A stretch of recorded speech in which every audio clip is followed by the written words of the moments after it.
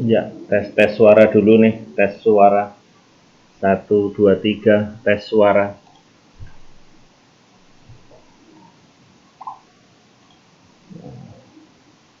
Cek, cek, satu, dua, tiga, cek, cek.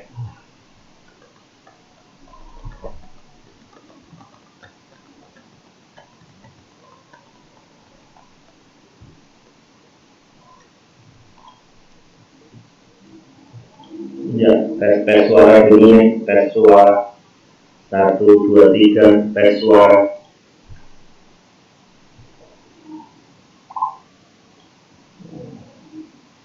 Cek, cek, satu, dua, tiga, cek, cek.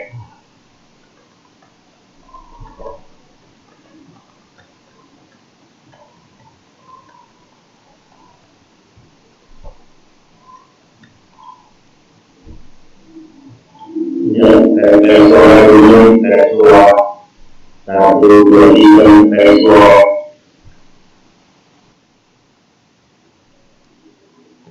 Ya, suaranya kenceng sekali ya, kurangi dikit, kurangi dikit. Oke, oke.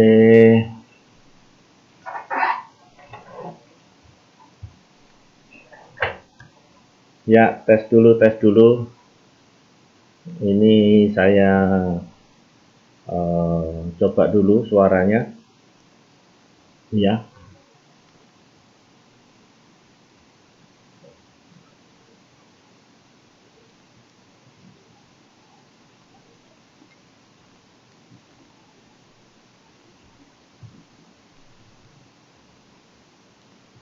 ya sambil nunggu teman-teman ya, sambil nunggu teman-teman yang mau gabung, monggo silahkan kita sekalian nanti cek suara.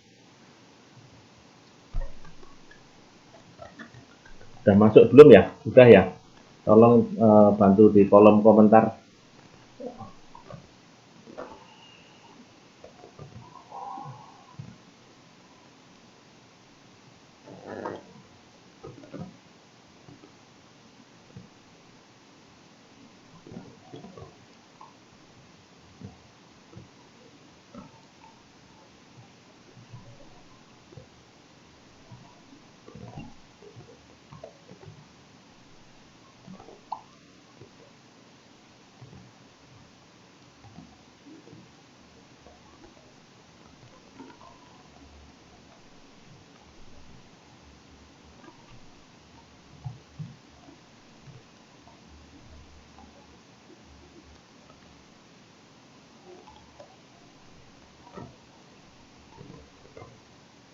Ya, sekali lagi tes, tes, tes.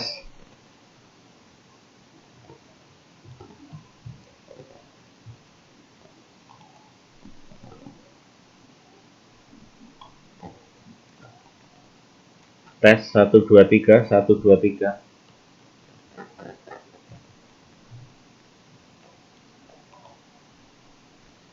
Oke, teman-teman, cek suaranya bagaimana?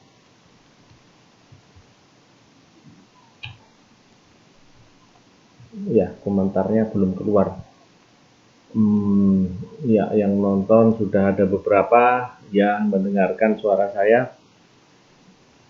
Ya, tapi ini masih belum apa namanya ya, connect ya.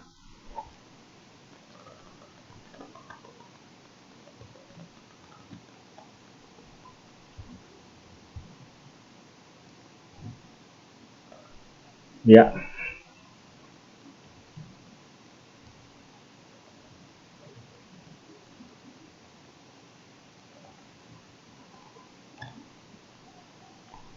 cek suara, cek suara.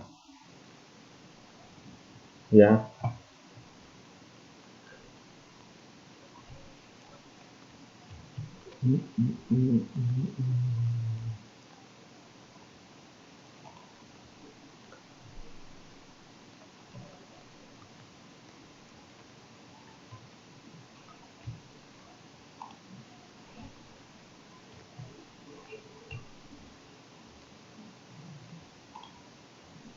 ya, cek suara, cek suara.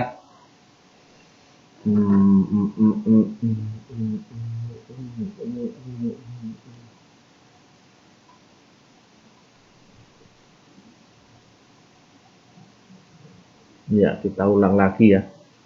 Kita ulang lagi. Sepertinya ada kurang pas. Ya.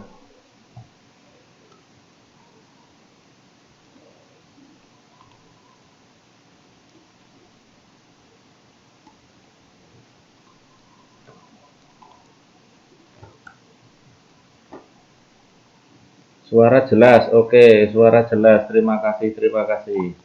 Ya, ini baru muncul. Ya,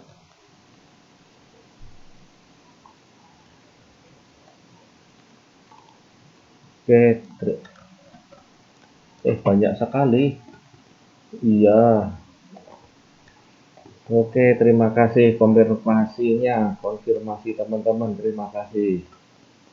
Suara khas. Apa kabar Pak Tri? Pak Tri luar biasa ini menyempatkan diri.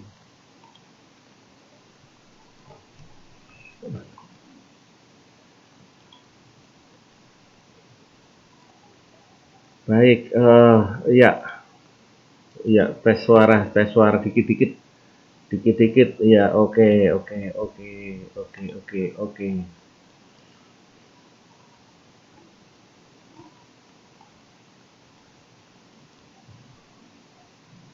Ya, sambil menunggu ya, ini sekitar 5 menit lagi saya mulai, ya, sebentar.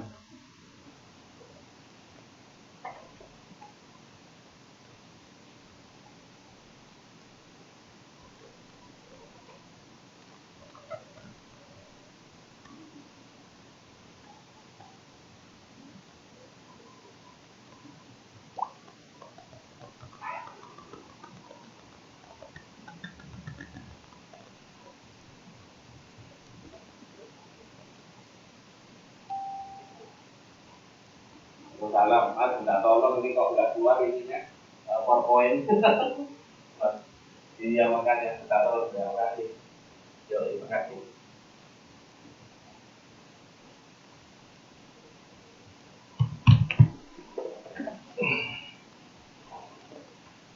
Baik teman-teman, ya dari Ngawi hadir, dari Lampung hadir, terima kasih dari Kalimantan, oke, suaranya bagus, terima kasih ya. Iya, oke ikut ya.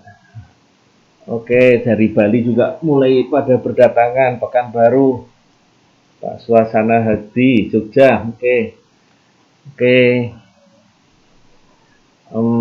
Ya ini sambil menunggu PowerPoint-nya bisa dibuka ya teman-teman semua. Luar biasa nih antusias teman-teman. Ini kita mulai untuk persiapan awal puasa ya. Jadi ada nanti sebelum puasa kita berikan materi-materi melalui Facebook Pertanian Organik. Oke, ya ini. Ini belum keluar itu ya. Udah. Nah, ini terus anunya ngekliknya gimana? Di PowerPoint-nya. Jadi nggak kelihatan ini nggak keluar di sini. Ada nggak? Mana? Ini ya? Iya.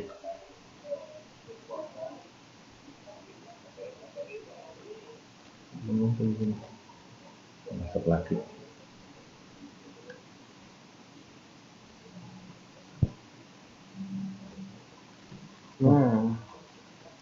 Oke. Thank you. Ini ada. Makasih Mas Dimas. Baik teman-teman, kita mulai. Mudah-mudahan hari ini kita bisa mendapatkan manfaat bersama. Ya, mudah-mudahan teman-teman semua juga mendapatkan barangkali ladang emas melalui agro.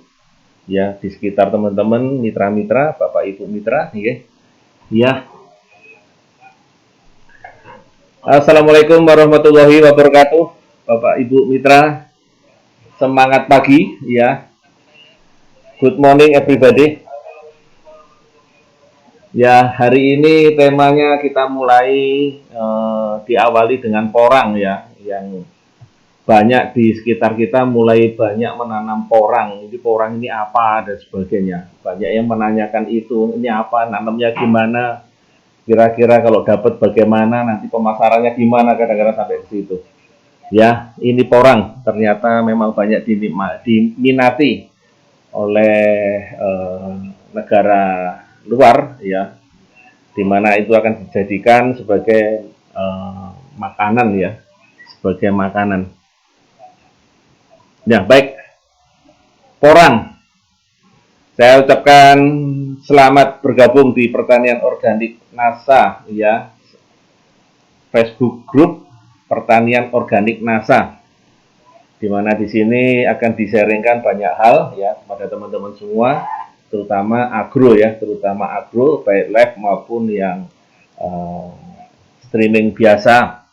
Dan hari ini saya akan menyampaikan tentang porang, ya, tentang porang, kekhasan porang dan sebagainya. Di sini kita ikuti tentang seputar porang.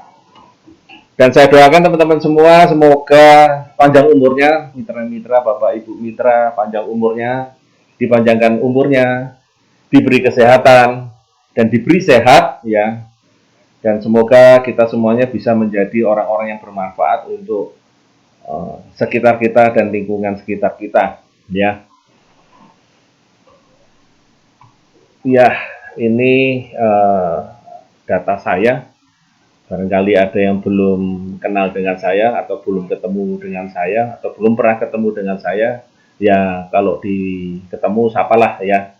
Nama saya Adi Nugroho yang membantu untuk mengawal produk-produk agro PT Natural Nusantara, ya, di perkebunan juga di pertanian, ya.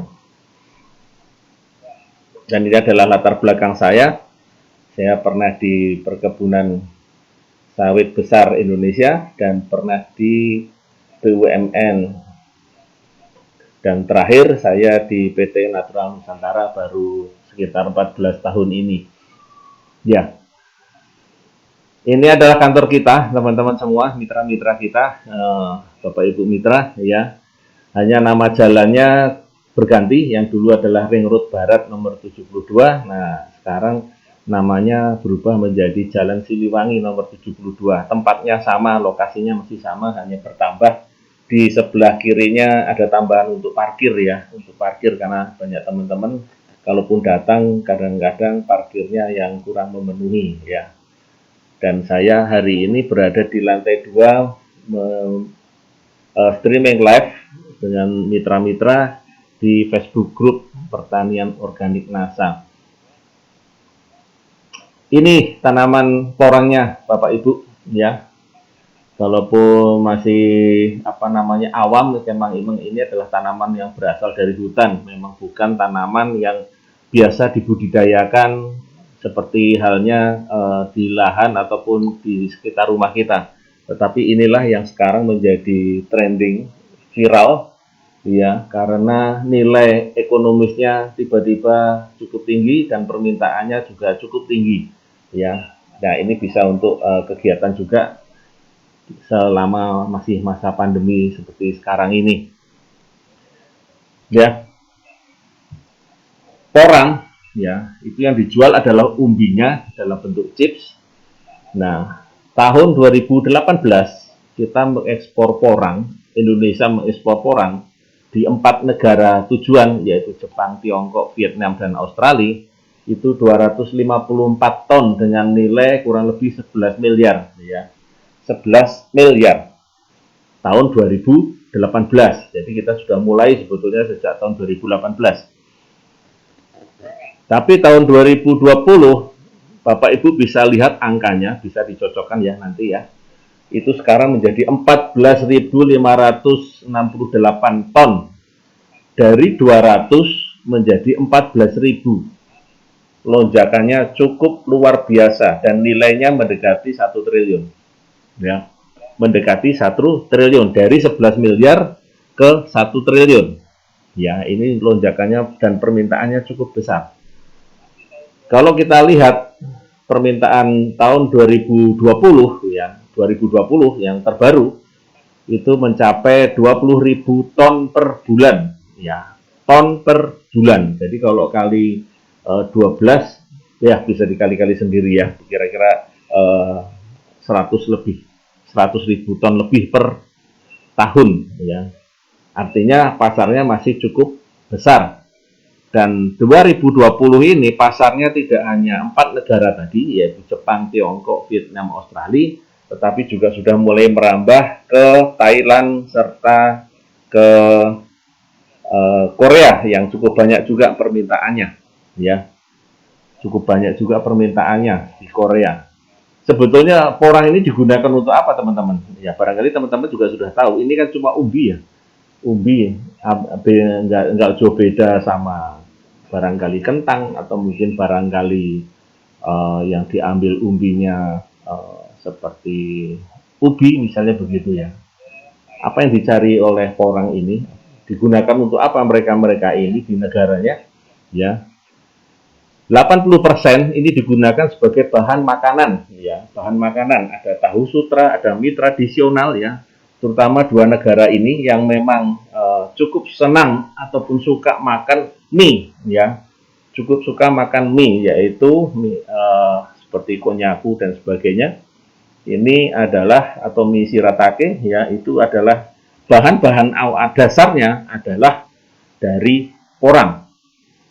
Itu 80% ya, 80% digunakan untuk bahan makanan. Jadi banyak digunakan sebagai bahan makanan. Kemudian 20%-nya ini ada yang untuk kosmetik, kemudian untuk tambahan di cat, ada lem dan lain sebagainya. Jadi ada fungsi yang lain dari porang, adalah manfaat dari porang adalah ke arah sana. Ada kosmetik, ada lem, ada cat dan lain sebagainya. Ya. Jadi terbesar untuk dimakan 80%, ya. Dijadikan mie ataupun tahu sutra ataupun nasi barangkali ya di sana seperti kita lihat ya. Karena memang banyak mereka adalah cukup gemar makan mie ya. Nah, teman-teman semua, di Indonesia itu kalau kita makan adalah makannya pakai nasi ya, teman-teman ya. Makannya pakai nasi. Ya, makanya pakai nasi. Kalau kita makan nasi dengan porsi sedang 250 gram, kalorinya 260 kilokalori.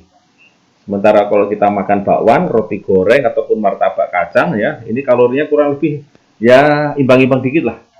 Ya, artinya apa? Kalau kita makan nasi dengan makan bakwan, kadang-kadang makan bakwan nggak kenyang gitu ya, tapi makan nasi kenyang. Nah, perbedaannya adalah kalorinya ternyata lebih tinggi bakwan. Ya, nah sekarang kita lihat yang berbahan baku dari porang.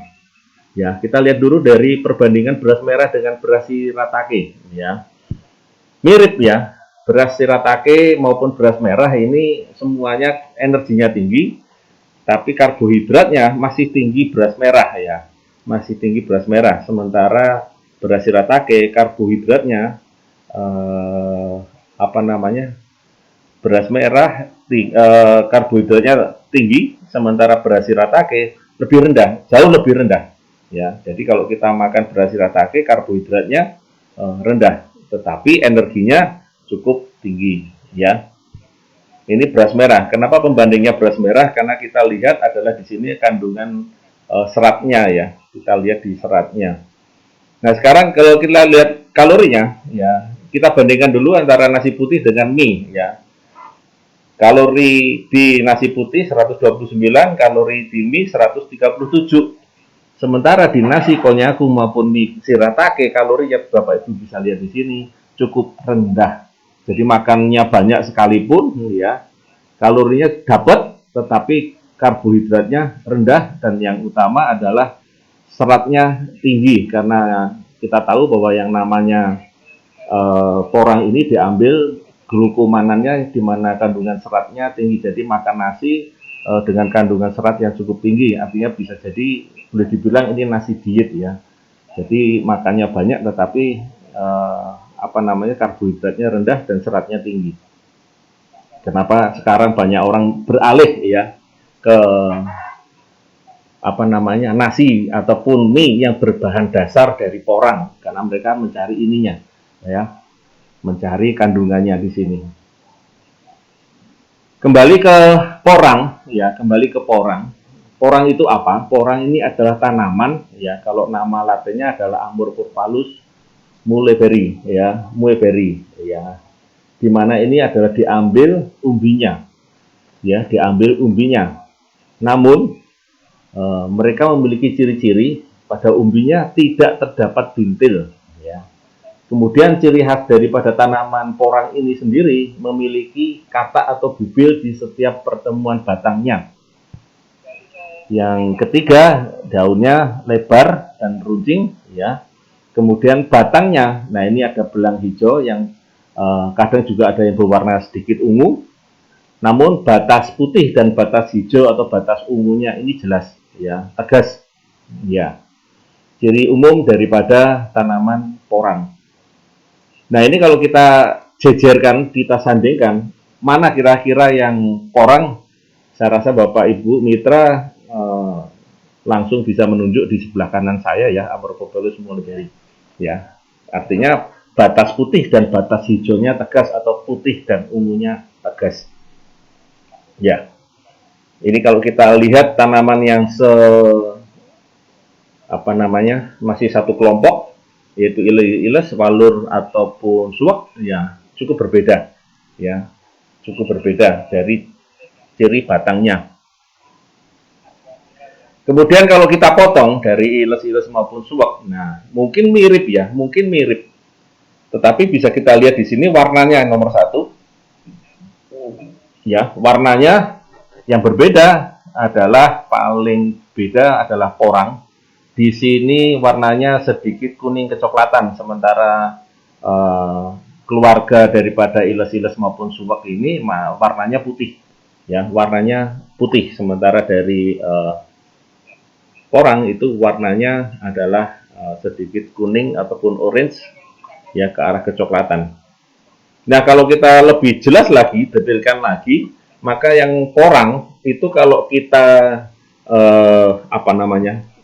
kita pegang, ya, dengan ujung jari, maka agak sedikit kasar, ya, dan barangkali sedikit berpasir, ya. Sementara suwak, walur maupun iles-iles tidak, dia rata, ya. Jadi kalau kita potong lebih detail, kemudian kita pegang dengan ujung jari, kemudian kita tarik begitu, kita kita pegang, maka bentuknya adalah kasar dan kayak berpasir, ya, untuk porang. Kalau tiga yang lainnya, suwak, walur maupun iles-iles itu tidak, ya. Nah, teman-teman semua, ya, Bapak Ibu Mitra, kita lihat tanaman yang juga satu keluarga dengan tanaman porang, yaitu tanaman bunga bangkai, atau nama latinnya adalah Amorphophallus titanum, ya, di mana hampir sama dengan porang memiliki dua stage, ya, yang ataupun siklus, ya. Yang pertama adalah siklus yang vegetatif, di mana nanti setelah tanaman porang itu ditanam dan nanti akan keluar diambil umbinya, atau dalam kondisi tertentu nantinya tanaman porang ini begitu ditanam akan keluar bunganya, ya, bunganya, dan nanti diambil bijinya, ya. Jadi ada yang bisa diambil bijinya, ada yang bisa diambil umbinya, tergantung dari pemberian pupuknya dan lingkungannya, kondisi lingkungannya. Jadi ini sama-sama bunga, ya, bunga di mana nanti bunganya juga baunya kurang sedap, bunga bangkai, ya. Tetapi di tanaman porang juga baunya juga tidak begitu sedap, tetapi kurang enak juga, ya, lebih bau bunga bangkai, ya, karena tapi ini tanaman satu keluarga, ya, teman-teman semua, satu family, ya. Nah, ini adalah uraiannya. Saya rasa mungkin Bapak Ibu bisa baca. Saya PDF-nya nanti akan saya lampirkan di sini di grup pertanian organik, ya. Nanti akan saya lampirkan, Ibu Bapak bisa baca ini perbedaan yang mulai dari cabangnya, keadaan batangnya, warna irisannya, warna batangnya, umbinya, berkembang biaknya, kemudian kulit umbinya dan seterusnya. Nanti bisa dibaca di sini perbedaannya. Ya. Kemudian ini tadi adalah fase daripada bunga porang, ya, yaitu nah dari sini kita lihat.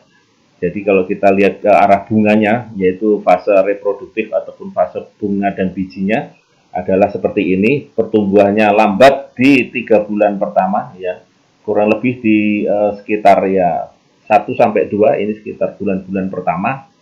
Kemudian pertumbuhannya sangat cepat setelah 3 bulan. Nah, baru kemudian pematangan bijinya akan dilihat sekitar nanti akan melambat lagi. Jadi ada pertumbuhan yang cepat, ada yang pertumbuhan yang lambat. Dimulai dari lambat terlebih dahulu, kemudian cepat, kemudian lambat lagi, ya, sampai ke pematangan biji. Ini adalah pertumbuhan bunga porangnya. Ya, kita cerita-cerita dulu mengenai mengenal daripada tanaman porang, ya.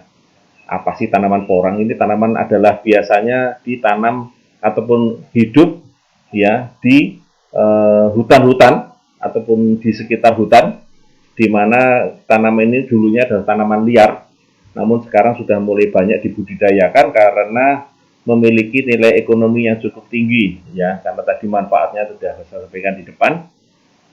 Dan bunga porang dan porang ini, ya, porang ini sekarang sudah mulai dibudidayakan di lahan tanpa naungan. Jadi kalau dulu-dulunya di bawah tanaman kehutanan ataupun di hutan-hutan, nah sekarang ini dibudidayakan layaknya orang berbudidaya seperti biasa tanpa naungan. Ya, bisa banget, ya. Sudah ada dan sudah banyak yang menanam tanaman porang ini tanpa naungan. Ya. Baik, Bapak Ibu Mitra, saya lanjutkan. Ya, saya lanjutkan. Ini kita cerita tentang fase porang, ya, fase tingkatan, ya. Tahun 84 Sumono menyatakan bahwa siklus porang ini ada 4, yaitu fase dorman, ada fase pertumbuhan batang dan akar, ada fase inisiasi dan pengisian umbi, dan terakhir adalah fase tua. Jadi fase dorman tadi disebutkan adalah fase yang agak lambat. Kemudian 2 fase pertumbuhan batang dan akar serta inisiasi dan pengisian umbi ini adalah fase cepatnya. Kemudian fase tua, ya, fase tua ini kurang lebih 1-2 bulan setelah musim dipanen, maka biasanya dibiarkan dulu selama 1-2 bulan. Ini fase lambat lagi, ya. Kemudian kalau untuk pertumbuhannya itu sendiri, tadi sudah saya sampaikan ada 2 fase yang muncul secara bergantian. Ya, ada vegetatifnya, ada generatifnya atau reproduktif. Jadi vegetatifnya tumbuh batang daunnya, kemudian kalau generatifnya tumbuh bunganya dan diambil nanti bijinya. Jadi fase porang ada 4, fase pertumbuhannya ada 2. Nah, Bapak Ibu Mitra, untuk budidayanya ini sebetulnya tanamannya cukup sederhana dan mudah, ya. Karena bahan tanamannya pun juga diambil dari mana saja bisa, ya.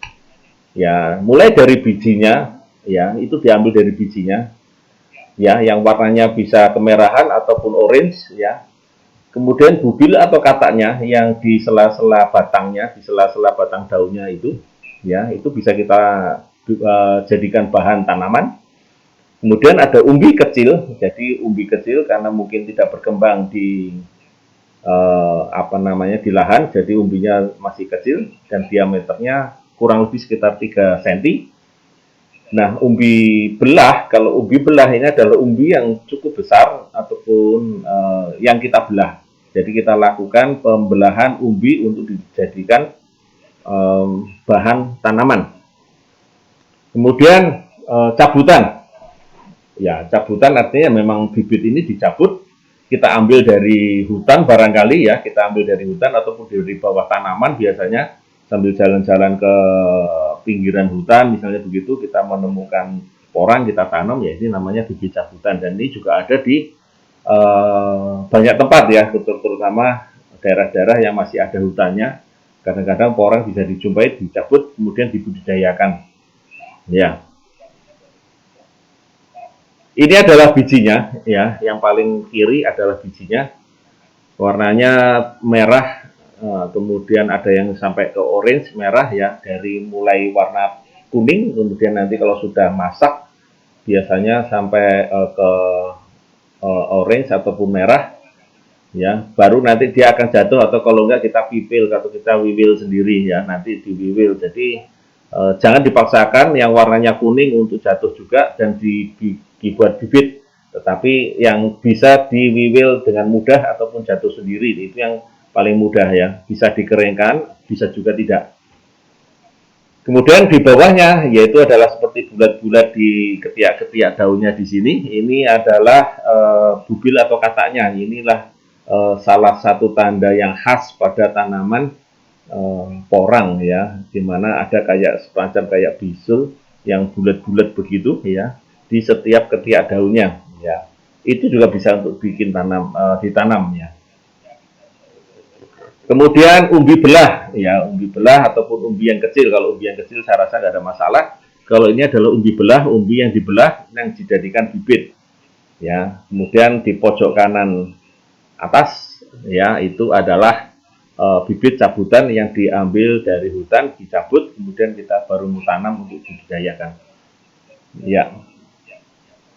Nah ini adalah umbi yang bisa kita tanam, ya.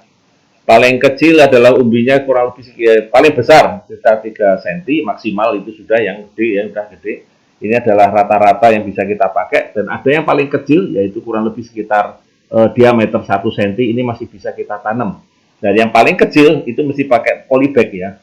Jadi ada yang nanti akan pakai polybag, ada juga yang bisa ditanam secara langsung. Kalau diameternya 1 cm, umbi-umbi yang 1 cm termasuk bubil ataupun katak, termasuk nanti biji ya, dari biji itu sebaiknya disarankan dimasukkan dalam polybag terlebih dahulu baru ditanam di lahan. Namun untuk yang umbi yang besar ya umbi yang besar yang seperti di kiri, yaitu yang di kiri itu bisa langsung ditanam di lahan ya, bisa langsung ditanam di lahan. Jadi yang kecil-kecil sebaiknya dirawat dulu di polybag. Ini mencegah rebutan unsur hara ataupun nutrisi di dalam tanah yang biasanya rebutannya dengan rumput ya. Ini tanaman ini pada saat kecil karena pertumbuhannya di awal agak lambat, maka rumputnya biasanya yang duluan agak cepat, sehingga kalau rumputnya duluan yang keluar, maka tanaman ini terganggu pertumbuhan dan perkembangannya ya. Jadi disarankan yang kecil-kecil ini ke polybag terlebih dahulu. Ini adalah kebun porang yang ditanam ya tanpa naungan, tanaman tanpa naungan, di mana tanaman ini dibudidayakan ya cukup bagus ya. Nah ini adalah biji ya, karena dalam satu tangkai ini cukup banyak, dan ini masaknya tidak bersamaan, dimulai dari bagian ujung hingga pangkal. Jadi nanti masaknya pelan-pelan, jadi pun kalau panen bijinya itu berulang kali ya, bisa berulang kali ya, dari mulai pucuknya dulu diambil, kemudian nanti besoknya bawahnya dan seterusnya. Jadi ini panennya nanti secara berkala ya, secara berkala, nunggu sampai merah ataupun orange ya, nunggu sampai merah sampai orange, jangan dipaksakan, karena kalau dipaksakan bibitnya kurang begitu bagus. Jadi mudah diwiwil ya, ataupun kalau sudah terpaksa tangkai bijinya ini sudah jatuh ya, tetap saja nanti pengambilan bijinya itu diambil yang mulai masak ataupun yang mudah diwiwil ya. Nah beberapa teman-teman ini yang saya tahu ada beberapa yang sudah mulai membuat ya kultur jaringan dari porang ya, dari porang, karena kebutuhan dalam 1 hektarnya itu bisa, kalau jarak tanah kebutuhannya kurang lebih sekitar 20.000 hingga 40.000 tanaman per hektarnya ya, per hektarnya. Dan sekarang perkembangan juga cukup banyak, maka biasanya permintaan benih ataupun permintaan bibit menjadi cukup banyak, sehingga harganya pun bisa jadi meningkat ataupun naik ataupun mahal ya barangkali ya. Nah beberapa teman-teman sudah mulai, ada beberapa yang sudah mulai untuk membuat kultur jaringan sendiri ya dengan menggunakan kultur jaringan seperti ini ya. Jadi ini diambil dari bagian tanaman porang, kemudian dibuat kultur jaringan terlebih dahulu seperti ini di dalam lab, baru kemudian nanti ditanam di polybag, baru kemudian dari polybag masuk kembali ke lahannya, ditanam di lahan. Dari dalam satu botol ini bisa kurang lebih sekitar antara 6 sampai 10 ya tanaman satu toplesnya ini. Ya, jarang yang satu, tetapi umumnya adalah sekitar 6 sampai 8 ya. Jadi ini sudah mulai karena kebutuhan bibitnya begitu banyak yang meminta sehingga sering banyak teman-teman yang meminta untuk bibit ataupun benih daripada porang ya. Jadi mulai ada beberapa yang sudah mulai dengan dikultur jaringan ya di laboratorium ya karena kebutuhannya tadi dan permintaannya cukup banyak. Nah, Bapak Ibu Mitra, teman-teman semua, lokasi tanamnya seperti apa yang dikehendaki daripada tanaman porang ini? Yang pertama adalah dataran rendah antara 1 sampai 1000. Jadi di atas 1000 dia mengalami perlambatan ya, mengalami perlambatan pertumbuhan ataupun perkembangannya. Ya, suhu yang diharapkan, yang disukai adalah 25 sampai 35 derajat Celcius. Ya, kemudian curah hujannya kurang lebih ya sekitar 300 sampai 500 mili per bulan selama periode pertumbuhannya atau 1000 sampai 1500 per tahun kurang lebih. Sementara tekstur tanahnya yang diinginkan adalah ringan, gembur, dan kaya hara. Ya. pH-nya bisa antara 6 sampai 7,5. Jadi kalau di bawah ini atau di atas 7,5, di bawah 6 itu dia mengalami pertumbuhannya terhambat. Kalau di atas 7,5 ya itu juga terhambat. Dan biasanya tidak optimal pada lahan ataupun tanah yang lempung hitam ataupun lempung putih ya. Ini kurang bisa optimal kecuali ya pemberian tambahan bahan tambahannya baik itu humus, kompos maupun pupuk kandangnya untuk menjadikan struktur tanahnya menjadi gembur agak dibanyakin ya.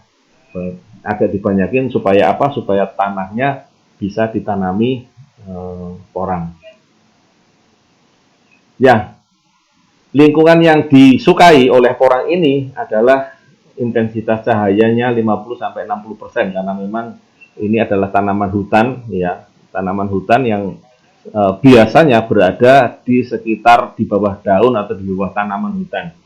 Namun sekarang sudah saya katakan tadi sudah mulai banyak penanam-penanam porang yang tanpa naungan, artinya seperti dibudidayakan seperti biasanya. Ya, seperti biasa, seperti kita bercocok tanam di lahan terbuka. Nah, Bapak Ibu, tadi sudah saya singgung mengenai benih ya dari biji. Dari biji ini membutuhkan ketelatenan yang luar biasa, yang perlu sabar.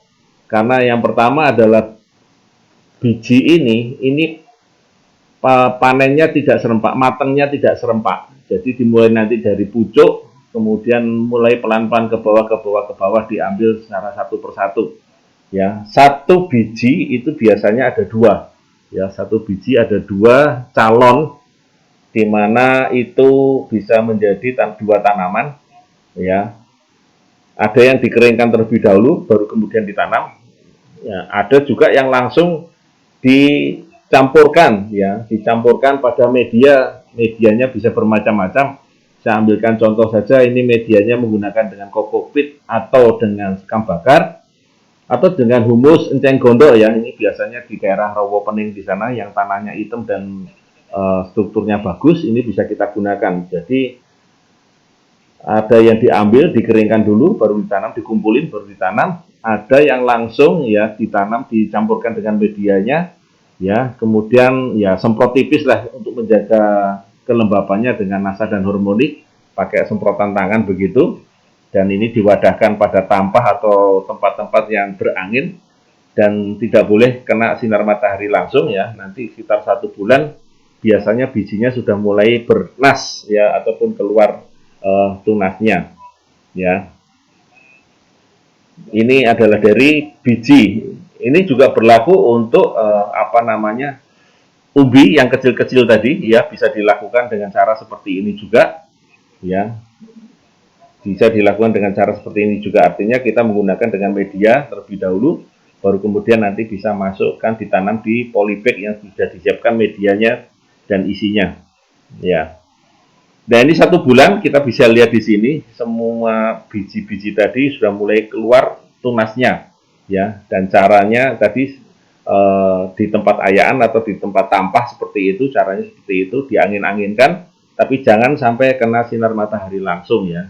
Untuk menjaga kelembapannya tentu saja semprot tipis dengan nasa dan hormonik, artinya semprotnya bukan harus basah tetapi hanya untuk menjaga kelembapannya, ya. Dosisnya cukup rendah saja, 1 tutup hormonik dan 2 tutup nasa, ya.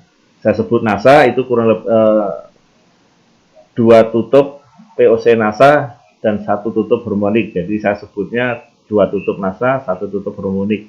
Ya, per tangki 12 sampai 15 liter. Jadi kalau mungkin pakai semprotan tangan, ya setidaknya acuannya dibagi 1/10-nya lah kurang lebih. Jadi sedikit saja untuk menjaga kelembapannya sekaligus membantu untuk tunasnya cepat keluar, ya. Nah, untuk yang kering, ya, ini bisa direndam dengan super nasa. Untuk yang kering, jadi biji-biji yang dikeringkan terlebih dahulu, ya, supaya bijinya bisa ditanam, itu biasanya ditaruh di tampah-tampah, jangan sampai bersentuhan dengan tanah langsung ataupun dengan sinar matahari langsung, ya. Baik ditanam maupun sebelum ditanam, itu sinar matahari memang sebaiknya dihindari. Nah, ini bisa direndam dulu dengan super nasa, ya, 1 sendok super nasa sampai 2 sendok super nasa dalam 10 liter air, ya, direndam dulu kurang lebih ya 1 hari lah, ya. 1 hari saja, ya, kemudian baru ditiriskan, baru kemudian dimasukkan ke dalam media seperti yang tadi, atau ya langsung dibuatkan di kalau di tanaman padi kita namakan kayak galengan, itu dibikin dirit seperti itu, dimasukkan ke dalam media di tanah, ya, di tanah supaya nanti muncul benihnya, ya, dari biji menjadi benih. Jadi ditanam di situ dengan jarak yang agak pendek, ya, agak pendek supaya tanamannya nanti bisa rata. Nah, sekaligus nanti juga semprot tipis dengan nasa dan hormonik, ya, supaya untuk menjaga kelembabannya. Ya, ini adalah untuk bijinya. Ini termasuk untuk kata atau bubil yang kecil ataupun umbi yang kecil, ya. Ini bisa diperlakukan dengan cara yang seperti ini. Nah, sekarang kita masuk ke pembibitannya. Jadi setelah nanti tanaman itu keluar tunasnya, kemudian kurang lebih sekitar 1 cm kurang lebih, ya, maksimal 1 cm, kita sudah bisa pindahkan ke polybag, ya. Kita pindahkan ke polybag. Nah, ini polybag ini mesti kita campur dengan tanah, ya. Tanahnya itu dicampur, ya, kan dia menghendaki tanah yang subur dan gembur dengan tekstur yang halus, ya, tekstur yang bagus, sehingga nanti supaya tanahnya tidak keras, ya, karena kalau diisi tanah saja maka biasanya pada bulan pertama atau bulan kedua biasanya tanahnya itu keras. Maka supaya tidak keras dan medianya cukup bagus untuk mengembangkan dari benih porang tadi, maka mesti dicampur dengan tambahan kompos ataupun humus ataupun media lain, ya. Dengan perbandingannya itu adalah 70 hingga 30, ya. 70 ini adalah media tambahannya, kompos ataupun humusnya. 30 ini adalah tanahnya. Jadi diaduk rata, kemudian dimasukkan kepada mini polybag, ya, mini polybag, baru kemudian biji ataupun katak yang sudah ada tunasnya ataupun umbi yang sudah ada tunasnya tadi bisa dimasukkan di sini, di polybag ini, ya. Masukkan ke dalam campuran tadi, tanah dan medianya ke polybag, baru masukkan, dibuat lubang dengan jari ataupun dengan alat, ya, kemudian masukkan biji benih tadi, ya, ya, kemudian ditutup dengan tanah tipis saja, 1 lapis saja lah, ya. Baru kemudian nanti kita bisa siram, ya. Kita bisa siram dengan super nasa dan glio, ya, penyiraman pertamanya nanti. Nah, ini benih ini bisa diambil dari biji atau cabutan yang kecil-kecil, ya. Ada juga nanti cabutan yang diambil dari hutan ukurannya masih kecil, dari katak, dari umbi ataupun kultur jaringan. Jadi kultur jaringan pun juga kebanyakan dimasukkan di polybag terlebih dahulu dengan harapan masa persaingan nanti dengan rumput itu sudah dirasa kuat, maka porang nanti bisa tumbuh dan berkembang dengan baik. Ya. Nah, setelah dimasukkan, ya, ditutup dengan selapis tanah, katakanlah begitu, jangan terlalu banyak karena nanti butuh energi yang luar biasa dari benih tadi. Jadi supaya dia cepat juga berkembang, maka di dalam polybag itu ditutup dengan selapis campuran tanah dan humus ataupun kompos tadi, ditutup, ya. Dan mohon tidak kena sinar matahari langsung, ya. Kadang saya lupa menyampaikan bahwa di dalam polybag ini ya, tidak kena sinar matahari langsung, artinya di bawah naungan. Ya, semuanya ini adalah di bawah naungan karena porang yang masih kecil ini tidak tahan sinar matahari langsung. Kecuali nanti sudah mulai berdaun dan sebagainya, dia baru agak kuat, ya. Tetapi untuk masih dari benih maupun dari biji, ya sebaiknya tidak kena sinar matahari langsung, ya. Nah, kemudian setelah siap polybagnya beserta benih porangnya, ya, itu kita siram dengan larutan Supernasa dan Glio.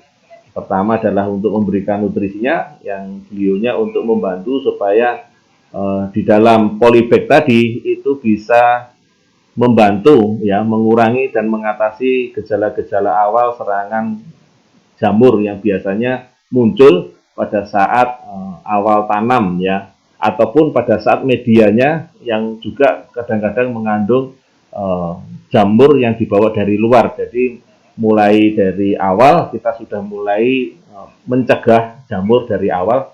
Kita siram dengan Supernasa ditambah dengan Glio, ya, 1 sendok Supernasa, 1 sendok Glio dalam 10 liter air, diaduk, ya, kita diamkan sebentar, baru kemudian kita ambil secukupnya, ya, secukupnya untuk menyiram benih yang sudah kita tanam, benih yang sudah ada tunasnya tadi. Ya, ini tadi yang saya sampaikan, ya, ini tadi saya sampaikan untuk menyimpan bibit, ya, baik itu dari biji, baik itu dari umbi, baik itu dari bubil ataupun katak, ya, ini disarankan untuk tidak terkena sinar matahari dan tidak terkena tanah langsung, ya, bisa menggunakan tampah atau mungkin dengan menggunakan karung bekas, ya, ataupun yang lain, ya. Tapi disarankan untuk tidak kena sinar matahari langsung dan tanah langsung, ya, karena nanti bisa menyebabkan busuk ataupun bisa menyebabkan umbinya tumbuh dan kembangnya nanti tidak sempurna ataupun terhalang ataupun terkendala. Ya, saya lanjutkan teman-teman. Ini yang nonton juga luar biasa, cukup banyak, 400-an lebih, ya. Alhamdulillah. Banyak yang tertarik, semoga teman-teman semua bisa mendapatkan ladang emasnya melalui agro, ya. Ini salah satunya kita baru mulai dari porang terlebih dahulu, namun barangkali teman-teman di sekitar teman-teman semua, mitra-mitra semua, Bapak Ibu mitra semua, itu bisa melihat peluang, ya, agro barangkali lebih banyak lagi di sekitar panjenengan semua. Ya, saya lanjutkan. Setelah kita siapkan polybag tadi ataupun umbinya tadi, ya, maka kita melakukan penanaman, ya, penanaman ini biasanya dimulai pada bulan-bulan turunnya hujan, ya. Ini kira-kira sekitar bulan November ataupun Desember, ya. Ini sekitar bulan-bulan November ataupun Desember, ya. Jadi tanamnya kita mulai dari November, ya. Kemudian atau mungkin Agustus kalau kita melihat lingkungan kita ataupun pola hujan di daerah masing-masing, ya. Kira-kira jatuhnya di bulan November, ya, ataupun bulan Oktober misalnya gitu, maka ditanamnya sekitar 1-2 bulan ataupun 3 bulan sebelumnya, agar pada saat penanaman nanti, ya, nanti tanaman bisa mendapatkan air yang cukup, ya. Jadi kita nggak perlu menyiram sehingga tanaman cukup diairi melalui air hujan ya. Nah, setelah itu ya kita tanam, maka biasanya November begitu ada air hujan ataupun air yang kena air yang ada hujan turun ya, ada hujan turun di bulan-bulan November katakanlah begitu ya, di bulan-bulan November kita turun hujan ya, maka akan mulai tumbuh daun ya, tumbuh daunnya pelan-pelan seperti itu ya. Kemudian nanti di bulan-bulan mendekati Maret ya, mendekati Maret ataupun bulan Maret itu daunnya mulai layu. Ini yang kita sebut namanya satu musim porang. Jadi bukan satu musim itu dari Januari ke Desember, tetapi dari November ke Maret kurang lebih ya, kurang lebih. Jadi tergantung dari musim hujan ataupun musim hujan dan musim kemarau di lingkungan Bapak Ibu Mitra sekalian. Ya, ini adalah yang namanya satu musim, kurang lebih antara sekitar 8 hingga 9 bulan. Jadi bukan 12 bulan tetapi 8 sampai 9 bulan. Nah, sementara itu dari Maret sampai November itu kan tanamannya sudah layu, batangnya sudah jatuh ya. Nah, ini bibit masih ada di dalam tanah. Ini yang disebut masa dormansi. Ya, masa dormansi di mana prosesnya adalah ada di dalam umbi ya. Kalau tadi di dalam batang dan daunnya, nah masa dormansi ini adalah masa di dalam tanah. Jadi umbinya mulai memproses apa yang sudah didapat dari proses batang dan daun tadi ya. Inisiasi ya, kalau tadi ada proses tahapan yang di depan tadi adalah proses inisiasi mulai dari sini ya. Nah, kita lihat kebutuhan bibit Bapak Ibu Mitra ya, yang saya hormati ya. Jarak tanam 1 meter kali setengah meter itu kita membutuhkan ya kurang lebih ya dengan benih 90% adalah sekitar 1000, kalau kita pakai umbi 1500 kilo ya, isinya kurang lebih sekitar 20 hingga 30 butir ya, ataupun buah orang per kilo ya. Kemudian kalau dari biji yang isinya kurang lebih sekitar 200 hingga 300 butir itu kita memerlukan kurang lebih sekitar 300 kilo ya. Sedangkan untuk katak atau bubil kita memerlukan 3,5 ton atau 3.500 kilo dengan isi ya kurang lebih sekitar 170 hingga 175 buah per kilonya. Cukup banyak kan teman-teman semua ya, mitra-mitra semua, Bapak Ibu Mitra semua, kebutuhannya karena dalam 1 hektar ya, 1 hektar sudah ditambah dengan sulamannya kurang lebih sekitar 20.000 benih porang ya, itu kalau 1 kali setengah ya. Kalau lebih mepet lagi atau rapat lagi saya yakin bisa lebih banyak lagi ya, katakanlah setengah kali setengah, maka kebutuhannya bisa mencapai 40.000 benih ya, 40.000 benih porang.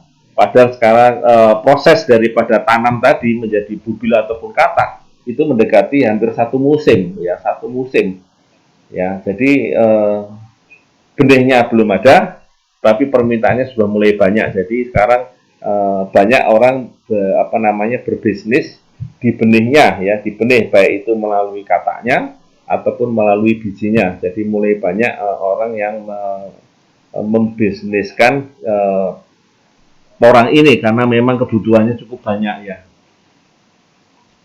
Ya, ini untuk kebutuhan bibitnya. Untuk jarak tanamnya bisa kalau dari katak 40 sampai 80 kalau tidak dibongkar ya, artinya nanti tebang pilih ya. Jadi kalau tidak dibongkar 40 kali 80, kalau dibongkar berarti bisa lebih rapat lagi 25 kali 30 cm. Ini dengan katak yang cukup besar dan bisa langsung ditanam di lahan. Jadi ini yang ditanam di lahan adalah katak yang besar yang berukuran di atas 2 sampai 3 cm barangkali ya, di diameter 3 cm, sama umbi atau belahan ini belahan umbi atau umbi yang sudah dipotong ya, ataupun dari sudah melalui polybag ya. Jadi kita tanam dari polybag. Nah, ini kalau kita tanam dari umbi bisa 1 kali setengah meter ya kalau dari umbinya. Ya, baik, kita lanjutkan teman-teman. Saya sarankan ya penanaman itu jaraknya memang tidak perlu terlalu rapat, ya cukup terlalu rapat. Yang penting adalah rumputnya selalu dijaga supaya tidak berkembang. Artinya mulai dari sejak awal tanaman ini memang rentan terhadap yang namanya rumput ya. Artinya cukup terganggu pada saat awal-awal tanam, ini cukup terganggu dengan kehadiran rumput-rumput yang biasanya di sekitar tanaman itu ada. Yang kedua yang perlu diperhatikan adalah bumbunan ataupun tanah yang dinaikkan. Ya, tanaman ini memerlukan bumbunan karena kita ambil adalah umbinya. Jadi ada tempat untuk umbinya itu berkembang. Pada saat tinggi seperti ini, maka proses fotosintesanya ada di bagian atas. Nah, pada saat seperti itu nanti itu proses ini akan masuk ke dalam umbi, inisiasi di dalam umbi pada saat nanti masih masa dorman. Nah, kalau ini umbinya pada saat masih hujan deras seperti sekarang ini, sebaiknya bubunannya perlu diperhatikan agar umbinya tidak terlihat ya, agar umbinya tidak terlihat ataupun ketutup. Kalau pada tanaman kentang biasanya yang terjadi adalah kentangnya tidak bisa dimakan, berwarna biru. Nah, kalau pada tanaman porang biasanya pertumbuhan dan perkembangannya terhambat ya. Jadi bumbunan ini menjadi penting karena umbinya itu masih berproses untuk menjadi besar, jadi perlu tempat ya, tanah yang subur, kemudian mendapatkan nutrisi yang cukup untuk proses fotosintesa maupun melalui daun maupun diinisiasi di dalam umbi.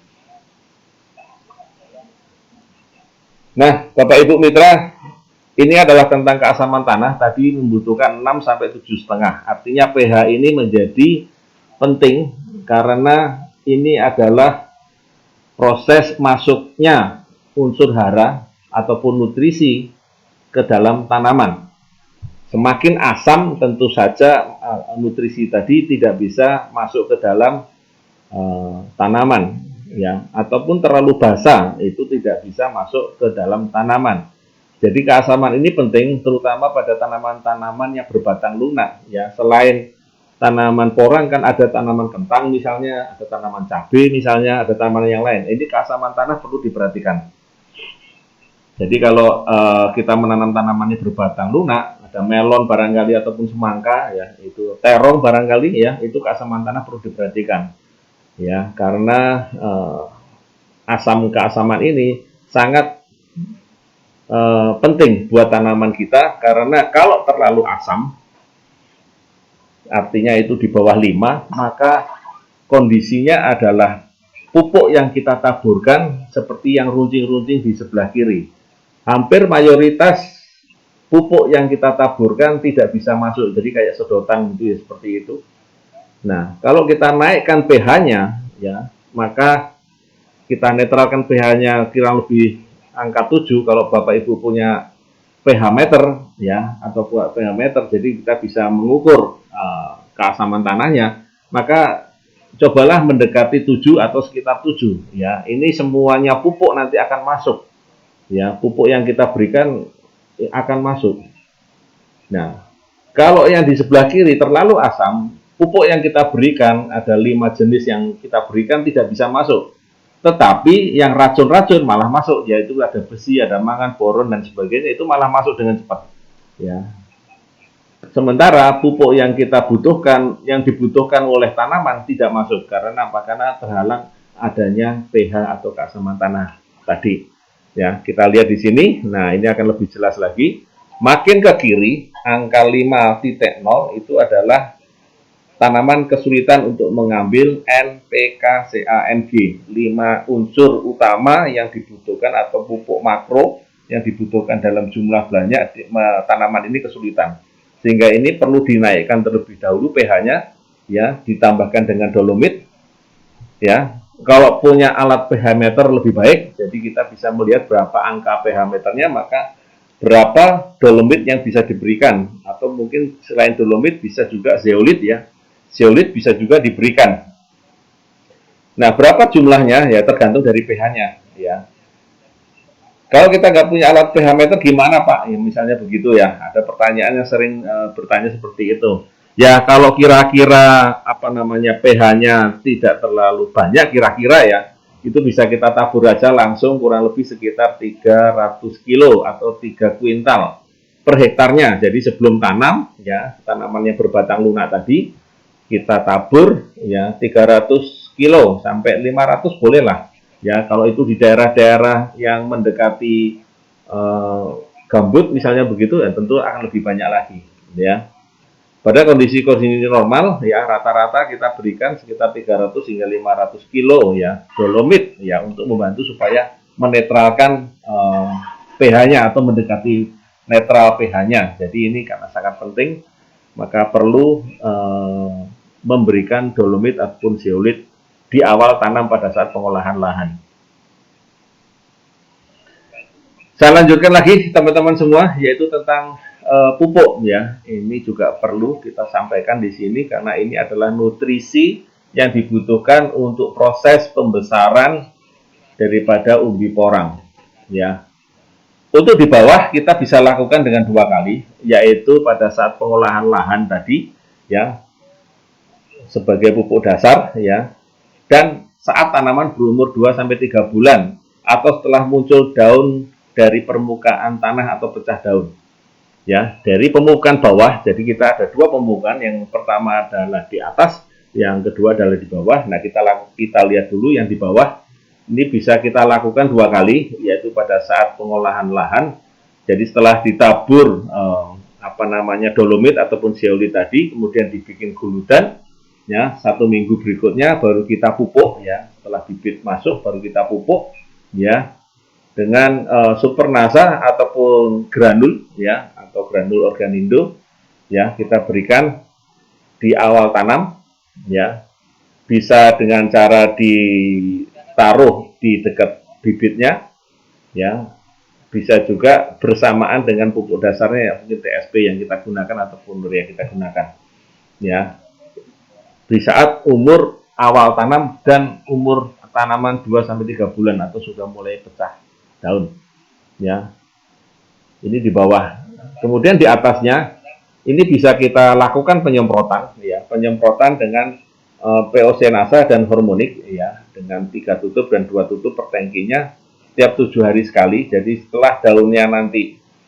pecah yaitu sekitar umur sekitar 3 bulan 2 bulan lewat 3 bulan kurang ya kurang lebih ya seperti itu maka setelah pecah daun maka kita bisa semprotkan dengan POC Nasa maupun hormonik 7 sampai 10 hari sekali.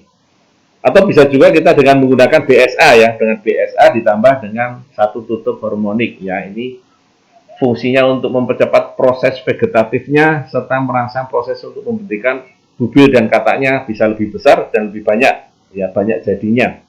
Ya, jadi pada saat tanaman itu naik, maka proses vegetatifnya akan kita bantu mempercepat supaya nanti terisi dan nanti pada saat nanti proses dorman maka yang kita semprotkan tadi akan terserap masuk ke dalam umbi. Jadi pada saat di atas kita semprot untuk membantu ke umbi, pada saat kita yang di bawah membantu untuk proses ke atasnya lebih cepat. Ya. Nah untuk kurang lebih sekitar 1000 meter ya barangkali tidak hektar kita bisa menggunakan dengan dolomit tadi 30 kilo dibajak lagi. Kemudian kita kalau masih menggunakan dengan kotoran hewan, ya ayam, sapi ataupun kambing boleh-boleh saja ya. Kalaupun tanah-tanah tadi teman-teman itu masih banyak yang keras atau mungkin banyak yang misalnya kita habis tanam padi misalnya begitu, kemudian kita pengen tanam porang, ya boleh ditambah dengan membantu untuk tanahnya lebih gembur, bisa ditambahkan kotoran hewan ya, kurang lebih sekitar 50 sek, tentu saja mesti ditambah dengan glio ya teman-teman semua. Untuk membantu supaya serangan jamurnya tidak berkembang pada saat kita menanam porang ya. Kemudian yang perlu kita sampaikan juga di sini ya, yang namanya pupuk kandang ini, yang namanya pupuk kandang ini itu sebaiknya di atas 5 bulan itu lebih baik ya, lebih bagus karena di bawah 5 bulan bisa jadi dia bisa menjadi sebagai trigger daripada jamur, artinya dia bisa memunculkan jamur ataupun masih panas sehingga bisa mematikan bibit ya ataupun benih daripada porang. Ya, jadi kami sarankan untuk menggunakan pupuk kandang yang sudah jadi atau yang sudah di atas 5 bulan, itu akan lebih bagus ya. Artinya pupuk kandang tadi sudah siap untuk diambil nutrisinya oleh tanaman. Kemudian kalau kita menggunakan dengan Organindo granul pada lahan 1000 meter ini, kurang lebih kita memerlukan sekitar 10 kilo ya, atau sekitar satu sak ya. Satu sak nanti, setengah sak digunakan di awal tanam, setengah sak nanti kita gunakan lagi di 2 bulan atau 3 bulan. Jadi ada 2 kali di bagian bawah.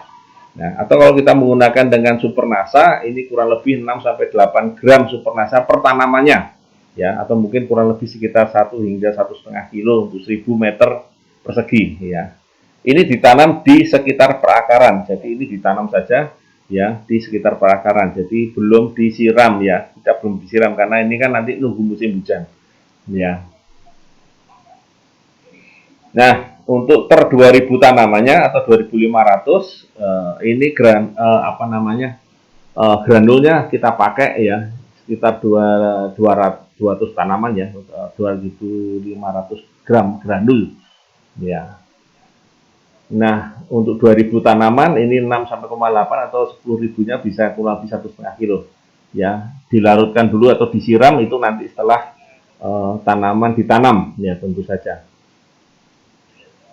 Kemudian teman-teman semua, ini kita menggunakan pupuk dasar, yaitu pupuk makro ya, kita sebut makro ya. Ada juga yang menyebutkan pupuk kimia begitu. Ini adalah pupuk makro ataupun pupuk kimia ya. Ureanya 10 gram per lubangnya dan SP36-nya 5 gram per lubang. Ini dilakukan ditanam di sekitar batang ya, ditanam saja di sekitar batang. Jadi diberikan di awal tanam dan di awal musim hujan. Jadi pada saat penanaman porang, kemudian kurang lebih sekitar 2 minggu lagi baru kita pupuk dengan urea dan SP36. Ya, kita menggunakan dengan pupuk makro ini kenapa? Karena memang tanaman ini untuk menjadi besar dia butuh nutrisi yang cukup ataupun energi yang cukup. Energi yang cukup didapatkan dari pupuk yang cukup atau nutrisi yang cukup. Dan yang terbesar pupuk yang masih kita gunakan adalah pupuk makro atau pupuk kimia. Jadi ada beberapa teman-teman kok kita menggunakan porang yang organik hanya menggunakan pupuk kandang saja. Ya itu boleh-boleh saja, tetapi akan membutuhkan jumlah pupuk kandang yang cukup banyak ya, cukup banyak berapa ton gitu-gitu. Nah, kita lihat di sini yang menggunakan dengan pupuk kandang saja, yang menggunakan dengan pupuk kandang itu ada kendala-kendala ya, ada kendala-kendala. Saya sebutkan cuma 2 saja ya. Yang pertama adalah sering membawa bibit penyakit, bukan kadang-kadang membawa bibit penyakit. Artinya yang namanya pupuk kandang ini ya itu tidak ada yang higienis ya. Jadi kemungkinan membawa jamur, bakteri ataupun nematoda itu cukup besar. Ya. Yang kedua adalah pupuk kandang ini ataupun pupuk organik ini tidak bisa digunakan secara langsung. Jadi kalau pupuk kandang itu sebaiknya tadi kita sampaikan adalah sekitar usia yang sudah jadi rata-rata di atas 5 bulan ya, paling minim 5 bulan lah itu sudah jadi. Artinya sudah tidak berbentuk, tidak berwarna dan tidak berbau, dan itu sudah bisa digunakan langsung untuk tanaman.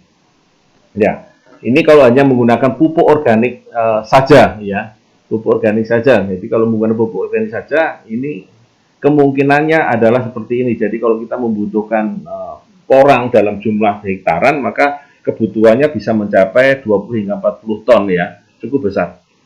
Ya. Kalau menggunakan hanya dengan organik saja, katakanlah Pak ini hanya kita menggunakan pupuk kandang saja ya, atau pupuk organik saja, karena kita nanti kalaupun ekspor pihak eksportir tidak mau menerima kalau kita menggunakan dengan pupuk makro atau pupuk kimia. Ya kita lihat. Ini adalah jenis-jenis pupuk kandang ya, jenis-jenis pupuk kandang ataupun pupuk organik, karena pupuk kandang identik dengan pupuk organik ya teman-teman semua. Ya, kita lihat di sini adalah komposisinya, ada N, ada P, ada K. Ya, kalau boleh dibilang ini semuanya tiga-tiganya ini adalah rumus kimia. Artinya di dalam pupuk kandang ataupun pupuk organik terkandung pupuk kimia atau nutrisi kimia. Ya, ada N, ada P, ada K. Nah, andai kata itu dikirim ke luar negeri, kalau hanya menggunakan disensor ya, disensor. Mestinya kalau dengan menggunakan pupuk kandang saja ya mestinya kena dong. Karena apa? Karena ini kan kandungannya juga kimia. Ya artinya apa? Yang kimia kita sebut adalah, kita sebut ini adalah pupuk mikro ya, yang di sini yang nanti ini adalah pupuk makro ya, yang di sini adalah pupuk makro. Ini nanti akan saya cerita agak panjang, nanti ada di organik murni, yaitu kembali di tahun 95 yang tidak menggunakan pupuk makro pada waktu itu. Kemudian ada cerita tentang anorganik dari tahun 65 sampai nanti tahun 80-an yang ada insus, suprainsus dan sebagainya. Dan kenapa kita memilih semi organik, yang artinya adalah pupuk kita adalah organik murni ya, pupuk organik murni, tetapi di dalam pelaksanaannya kita masih menggunakan pupuk makro ya. Pupuk kita adalah pupuk organik murni, tetapi di dalam aplikasinya kita masih menggunakan dengan pupuk makro atau pupuk kimia. Ya inilah penjelasannya ada di sini. Ya, kalau kita hanya menggunakan dengan pupuk kandang lagi atau hanya menggunakan pupuk kandang lagi, berarti kita kembali ke tahun seperti tahun di bawah 65. Ya. Kenapa kita masih menggunakan dengan pupuk makro? Ya, ini kita sebut pupuk makro, yang tadi adalah pupuk mikro, dan pupuk ya, makro. Ini adalah pupuk kimia ya, kalau mungkin teman-teman bilang. Nah, kita pisahkan dulu ya, yang kimia tadi, yang pupuk makro, ada yang pupuk mikro. Pupuk makro adalah dibutuhkan dalam jumlah yang banyak, pupuk mikro adalah dibutuhkan dalam jumlah yang sedikit ya. Kemudian yang berbahaya di sini bukan nitrogennya ya. Urea di sini ini kandungannya adalah nitrogen 46% ya. Sementara ada bahan kandungan 54% lainnya yang tidak diserap oleh tanaman dan itu tertinggal di dalam tanah dan bertahun-tahun. Ya, alangkah bijaksananya pada saat kita memberikan urea, mestinya kita juga memberikan pupuk kandang, tetapi itu tidak dilakukan oleh petani-petani kita sehingga tanahnya menjadi keras ya. Dan itu cerita itu akan panjang dan lebar, akan lebih banyak di tentang serba-serbi agrokompleks di sini. Oke, saya kembali dulu ke sini. Ini ilustrasi kebutuhan makanannya pada tanaman. Ya, untuk tanaman ada yang dibutuhkan dalam jumlah yang banyak, yaitu CHO-NPK.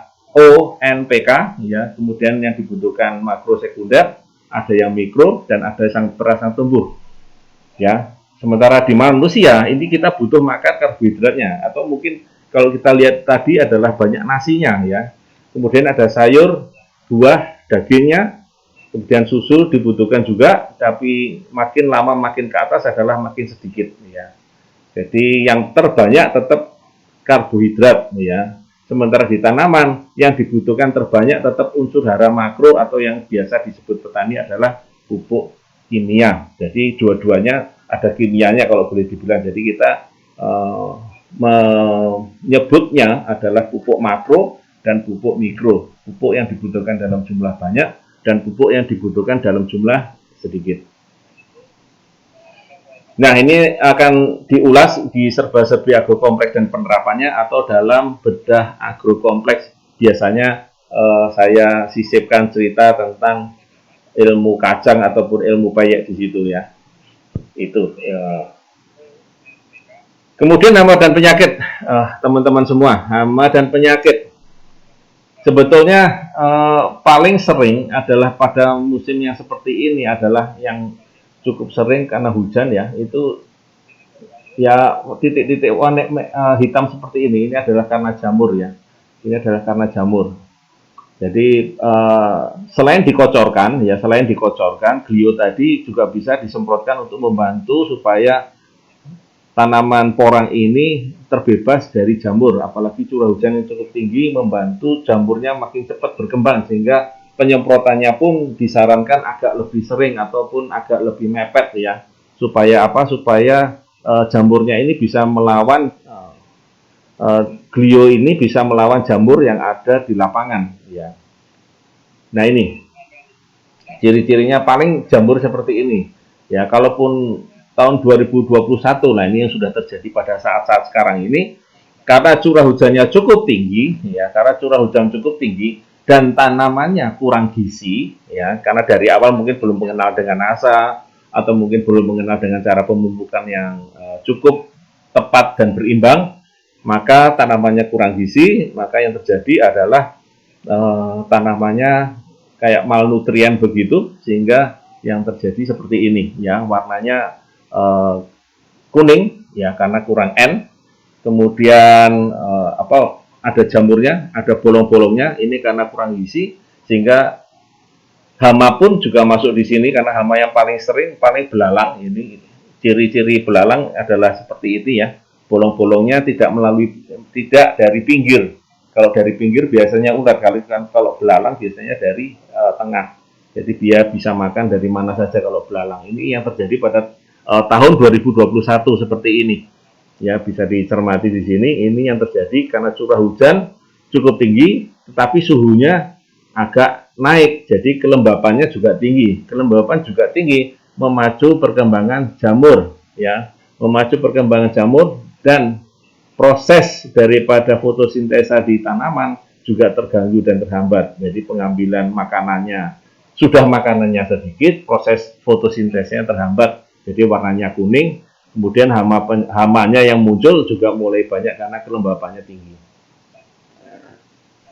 Nah, ini biasanya hamanya jarang, tetapi karena situasional seperti tahun 2021 ini, hamanya cukup banyak dan biasanya serangan hamanya rata-rata adalah belalang pada kondisi-kondisi tertentu.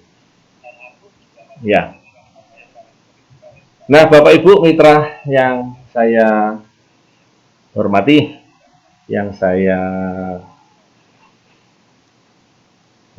ini kita sampai di titik panen ya. Panen ini biasanya yang diambil teman-teman semua tanaman porang ini bukan 1 kali musim ya, tetapi 2 kali musim ya, atau 2 kali vegetatif, 2 kali dormannya ya. Begitu dia ditanam, umbi ataupun bibitnya ditanam, maka dia nanti akan naik. Setelah naik nanti dia dorman ya, kemudian dipupuk lagi, naik, disemprot lagi nasa hydroponik, naik, kemudian nanti turun lagi, diambil biji dan katanya, baru kemudian dibiarkan kurang lebih 1 hingga 2 bulan, baru nanti dipanen. Ya, ini rata-rata panennya adalah seperti itu untuk mengambil umbi yang lebih besar, yang lebih baik ataupun yang lebih gede ya, yang diambil produksinya di situ. Dan ini biasanya dilakukan pada bulan-bulan April sampai Juli. Jadi nanti biasanya pada bulan Mei sudah selesai masuk ke masa dorman, kemudian dibiarkan kurang lebih 1 hingga 2 bulan, baru kemudian dipanen. Setelah dipanen, baru kemudian nanti dirajang, dibuat chip, ya, kemudian dikeringkan, ya, baru dijual. Nah ini tadi sudah saya sampaikan ya, bahwa porang nanti akan masuk dormansi di April dan Mei. Begitu kemudian batang semunya busuk, rebah, bubil ataupun kataknya baru boleh dipanen. Jadi kalau kita manen bubil atau katak jangan dipaksa ya. Ini sebaiknya begitu rebah, batangnya sudah rebah, busuk, nah baru kemudian bubil atau kataknya diambil.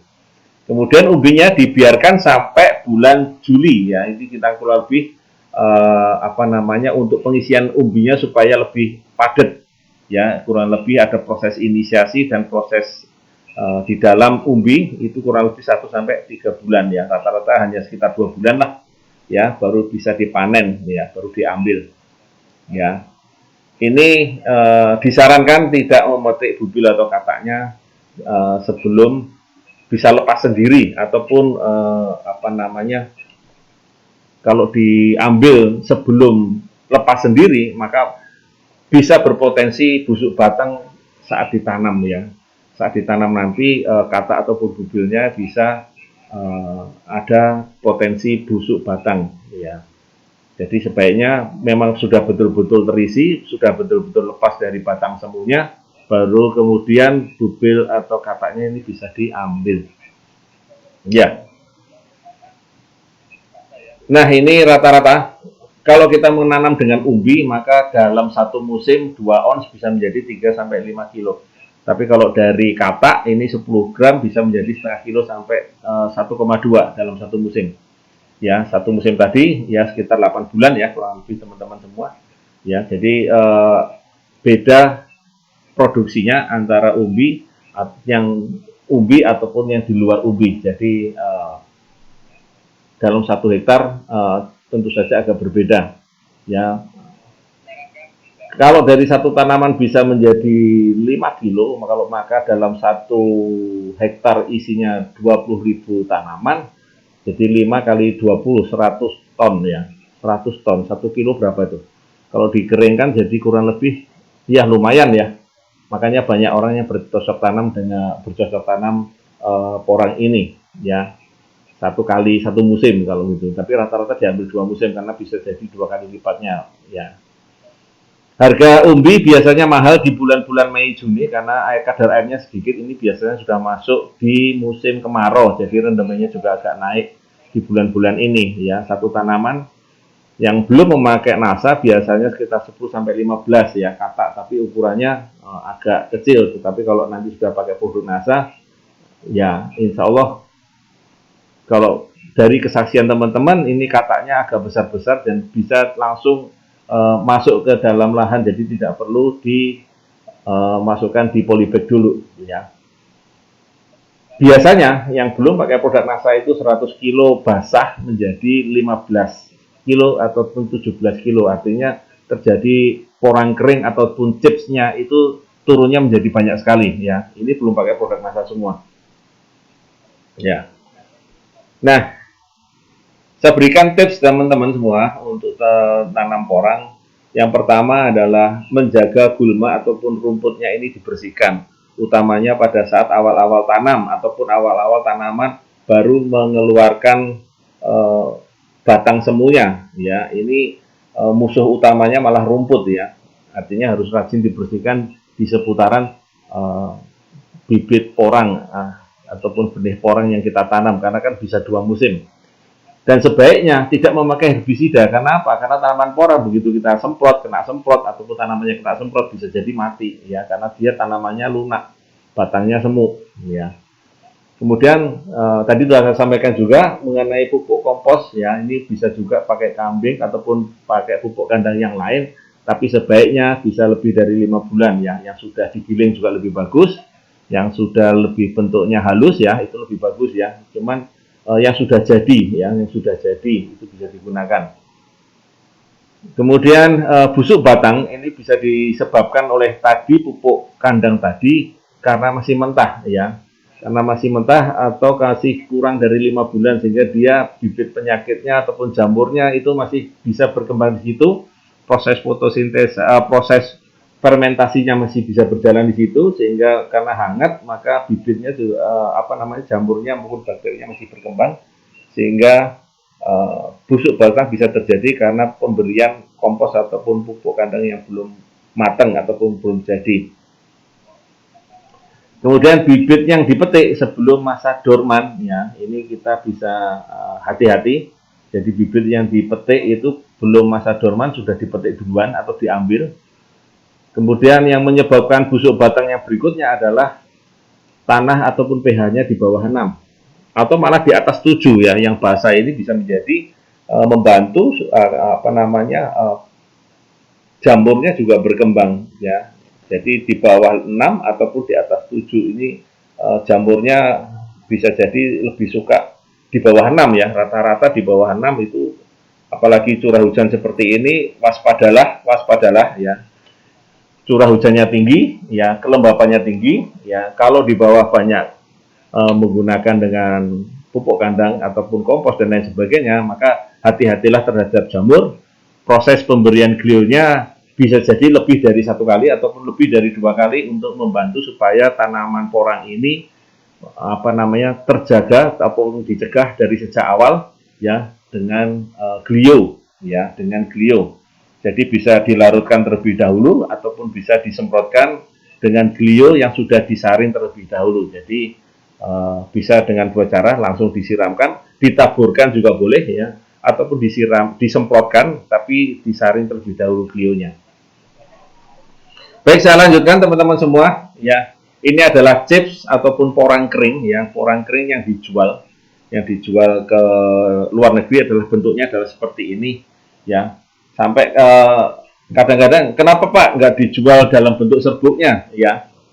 Yang pernah saya dengar adalah para importir porang ini, ya, mereka merasa pada waktu kita jual dalam bentuk serbuk, ternyata mungkin ada yang nakal yang mencampur, ya, antara serbuk porang dengan yang bukan porang, ya. Jadi mirip-mirip semuanya, ya, mungkin sekeluarga ada yang keluarganya porang dimasukkan dibuatkan serbuk karena harganya kan tentu saja lebih murah, ya, yang di luar porang, sehingga dibuatkan serbuk dan dikirim eksportir ke luar negeri. Ternyata eksportir menolak karena tidak porang murni, maka sekarang jualnya adalah dalam bentuk porang yang chips yang seperti ini. Jadi kayak keripik lah katakanlah begitu, ya.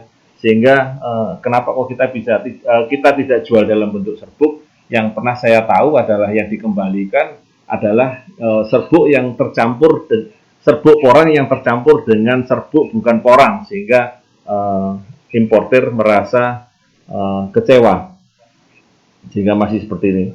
Saya kurang tahu untuk tahun-tahun 2021, mudah-mudahan kalau kita bisa ekspor dalam bentuk serbuk, tentunya bisa membantu lebih tahan lagi, lebih bagus lagi harganya, ya, saya rasa begitu, ya. Mudah-mudahan, ya. Nah, ini adalah granul Organindo yang kita gunakan. Jadi ada beberapa produk teknologi NASA yang kita bisa gunakan, yaitu yang pertama adalah granul Organindo. Ini adalah bentuknya granul, namanya juga granul, ya kan gitu, granul Organindo. Ya, ini per 1000 meternya kita bisa gunakan kurang lebih satu sak ini satu musimnya, ya, di awal tanam, ya, 2 kali nanti pemberiannya langsung diberikan di tanaman, ya. Kemudian ini ada Super NASA, ya, ini bentuknya adalah padatan, bisa ditaburkan langsung, bisa dikocorkan ataupun disiramkan, ya.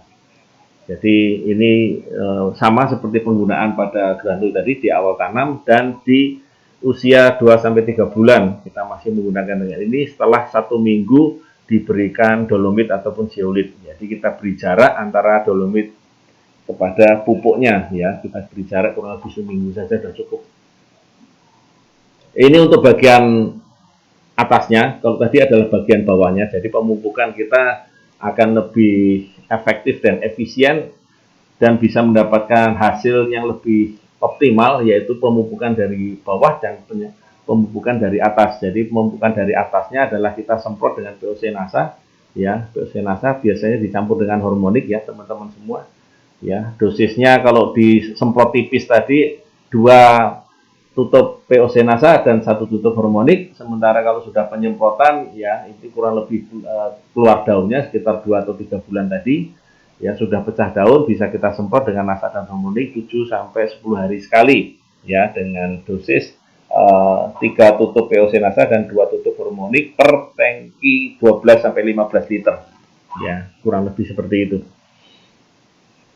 Atau kita bisa juga dengan menggunakan dengan Green Star, ya, dengan Green Star kita bisa semprotkan, ya. Green Star bisa juga disemprotkan hanya Green Star saja, atau bisa dicampurkan dengan 1 saset Green Star plus 1 tutup hormonik, ya. Ini bisa juga seperti itu. Ini. Kemudian ini adalah pengendali alami kita, ya. Ini tadi teman-teman semua kita bedakan dulu antara pupuk dan pestisida ataupun fungisida. Karena yang terlihat nanti pada saat penyinaran daripada pupuk tadi, sebetulnya terlihat kimianya adalah pemakaian pestisida kimia ataupun fungisida kimia, ya. Jadi kalau kita mau ekspor, rata-rata yang dilihat adalah cek di bahan-bahan kimia. Sebetulnya bahan kimia yang digunakan adalah yang nanti tertinggal adalah pestisida ataupun fungisida kimia. Nah, ini kita ada pestisida organik, pestisida biologi, dan ada fungisida biologi yang tidak meninggalkan jejak, karena ini memang adalah dua-duanya musuh alaminya daripada jamur maupun hama, ya. Jadi ini tidak meninggalkan jejak karena dia melawan langsung jamurnya ataupun hamanya dan memakan langsung jamur ataupun hamanya. Kemudian penyemprotan tadi bisa kita gunakan juga dengan biang subur alami, ya, biang subur alami. Ya, nanti bisa dicampurkan juga dengan satu tutup harmonik, jadi bisa banyak produk yang bisa digunakan di sini.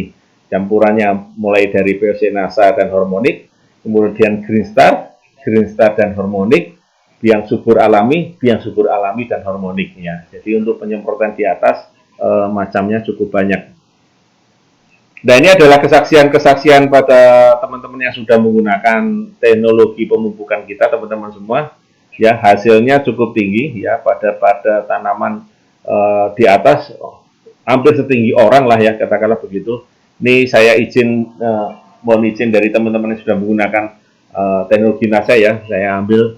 Kalaupun nanti ada kesaksian-kesaksian yang lain, bisa juga di kolom komentar bisa diberikan di sini ya, bisa kita berbagi dan sharing pada teman-teman yang lain yang sudah menggunakan dengan teknologi NASA. Ya, cukup bagus tanamannya, ya cukup tinggi. Harapannya adalah nanti umbinya insya Allah juga tinggi. Ya, jangan lupa bedengannya ataupun bumbunannya perlu diperhatikan karena yang kita butuhkan bukan atasnya tetapi bagian bawahnya. Ya. Nah, ini adalah pembibitan dari biji porang yang masih dalam polybag seperti ini kira-kira ya. 7 bulan panen ya. Ini adalah dari umbi ya, dari umbi yang ukuran umbinya umbi belah. Jadi hanya menggunakan waktu itu masih POC NASA saja, kurang ke setahu saya ya 7 bulan, jadi masih menggunakan baru setahu saya. Nah, kelebihan apa kalau kita menggunakan dengan teknologi NASA ini, teknologi pemupukan NASA ini? Yang pertama adalah glukomanan atau seratnya bertambah. Jadi kalau kita makan sedikit aja udah kenyang. Mungkin kayak kita ibaratnya makan beras merah ya, barangkali ya. Kita makan beras merah, kita aduk. Ya, saya sempat makan ini porang ini yang dibentuk dalam bentuk serbuk begitu. Ya, memang rasanya berbeda. Tidak ada rasa ya. Plain ya, tidak ada rasa. Tetapi rasa kenyangnya berbeda dengan beras merah. Jadi rasa kenyangnya agak lama. Jadi kalau nanti ini jadi menu puasa, jadi nanti setelah sahur, katakanlah kita makan 2 sendok serbuk porang ini ya, seperti halnya kalau kita makan beras merah 3 sendok misalnya begitu ya. Jadi rasa laparnya jadi lama dengan makan porang ini karena saya sudah pernah nyoba sendiri di sini. Kemudian berat porangnya itu bertambah 30 hingga 40%. Jadi tadi 100 kilo porang basah menjadi 15 sampai 17 ya, kurang lebih ya 15 sampai 17 kilo saja. Nah, sementara dengan menggunakan teknologi NASA ini berat keringnya bertambah. Ya, jadi bertambahnya porang ini selain produksinya meningkat, ternyata berat keringnya juga bertambah. Jadi tanpa disadari kita sudah menambah di berat keringnya, otomatis produksinya yang nanti kita jual itu akan jauh lebih banyak ya. Kemudian tambahan yang lainnya, ya ini adalah bubil atau kataknya, ukurannya lebih besar. Jadi bisa langsung untuk bibit ditanam di lahan, tidak harus melalui proses di polybag terlebih dahulu. Jadi harganya tentu saja lebih beda harganya ya. Harganya tentu saja beda dengan yang ukurannya lebih kecil. Nah, tadi sudah sampaikan panen porangnya biasanya meningkat ya, ya. Asal kita menjaga dengan baik, maka insya Allah yang kita gunakan dengan teknologi NASA ini akan membantu petani-petani porang panen porangnya meningkat ya, kemudian berat keringnya meningkat, bubil dan katanya meningkat, dan petani porang menjadi sejahtera. Baik, itu teman-teman semua yang bisa saya sampaikan. Nanti kalau ada pertanyaan bisa bertanya di kolom komentar ya, nanti saya baca di kolom komentar. Kemudian bisa langsung nanti bertanya dengan saya ya di nomor WA saya ya, tapi bersabar karena memang banyak pertanyaan. Kemudian ya, saya lihat dulu nanti kalaupun masih ada pertanyaan-pertanyaan ya. Baik teman-teman semua, saya lihat di kolom komentar, mudah-mudahan oke. Ini Bali luar biasa ya, di Bali sudah memproduksi porang. Oke, karena apa? Karena memang Bali sekarang ini ada permintaan 5.000 ton ke Cina ya. Jadi khusus untuk Bali sendiri ya, khusus untuk Bali sendiri itu apa namanya, kebutuhan porangnya itu cukup banyak karena memang sudah ada permintaan ya, permintaan ke Cina itu 5.000 ton ya sekarang ini. Kalau lebih dipanen 3 musim bagaimana? Ya mungkin lebih bagus, ya lebih bagus. Hanya saja mungkin petaninya juga mungkin tidak sabar karena kan 3 tahun ya kurang lebih kita anggap satu tahun 1 musim. Jadi kalau 3 musim berarti 3 tahun. Biasanya petaninya sudah nggak tahan ya. Ya, apalagi nih ya yang oke, porangnya bisa oh ini sudah ini ya yang sudah di belakang-belakang. Ya nanti saya lihat lagi misalnya tidak pakai pupuk kimia gimana ya, tadi sudah saya sampaikan bahwa sebetulnya pupuk kimia di dalam pupuk kandang pun ada unsur kimianya. Jadi kenapa tidak memakai pupuk kimia? Yang kedua adalah ini bisa saya jelaskan di tema serba-serbi agrokompleks dan penerapannya ya di ilmu kacang. Jadi kalau saya jelaskan di sini nanti bisa 2-3 jam lagi nih ya. Ini sekarang sudah jam berapa nih? Mohon maaf nih. Oke, ya ini udah ya. Orang dan subak samakah? Beda ya. Jadi sudah saya sampaikan beda. Oke, dari Sulawesi juga sudah hadir. Saya pernah makan minyak dari porang. Wah, enak sekali. Ya beneran. Tapi rasanya biasanya plain, artinya tidak tawar. Kecuali nanti kalau kita pakai topping dari atasnya. Ya, mie-nya biasanya lebih tebal daripada mie biasa atau mie kuning atau mungkin lebih tebal dari itu atau mungkin uh, apa namanya lebih gede daripada apa namanya mie pipih ya misalnya begitu. Warnanya lebih putih ya, warnanya putih. Rasanya ya maknyus ya. Tapi karbohidratnya rendah, energinya cukup bagus. Jadi untuk mie diet ataupun nasi diet bisa menggunakan dengan bahan-bahan porang ini ya. Pak, mengatasi busuk batang tadi boleh diulang. Oh, dari awal kita menggunakan yang pertama adalah dolomit terlebih dahulu ya, Pak Irfan Imnadudin ya. Gunakan dengan apa namanya dolomit terlebih dahulu untuk membantu supaya pH-nya naik dan supaya jamurnya tidak banyak di sekitar lahan. Yang kedua pada saat pemberian pupuk awal ya dengan Supernasa tadi itu bisa kita tambahkan dengan Glio ataupun dicampur dengan Glio. Jadi kita gunakan dengan Supernasa campur dengan Glio, aduk jadi satu, kemudian taburkan ataupun kita tanam di dekat umbi. Yang kedua bisa juga kita pada saat kita kocorkan ya dari awal tanam kita berikan dengan kocoran Glio ya.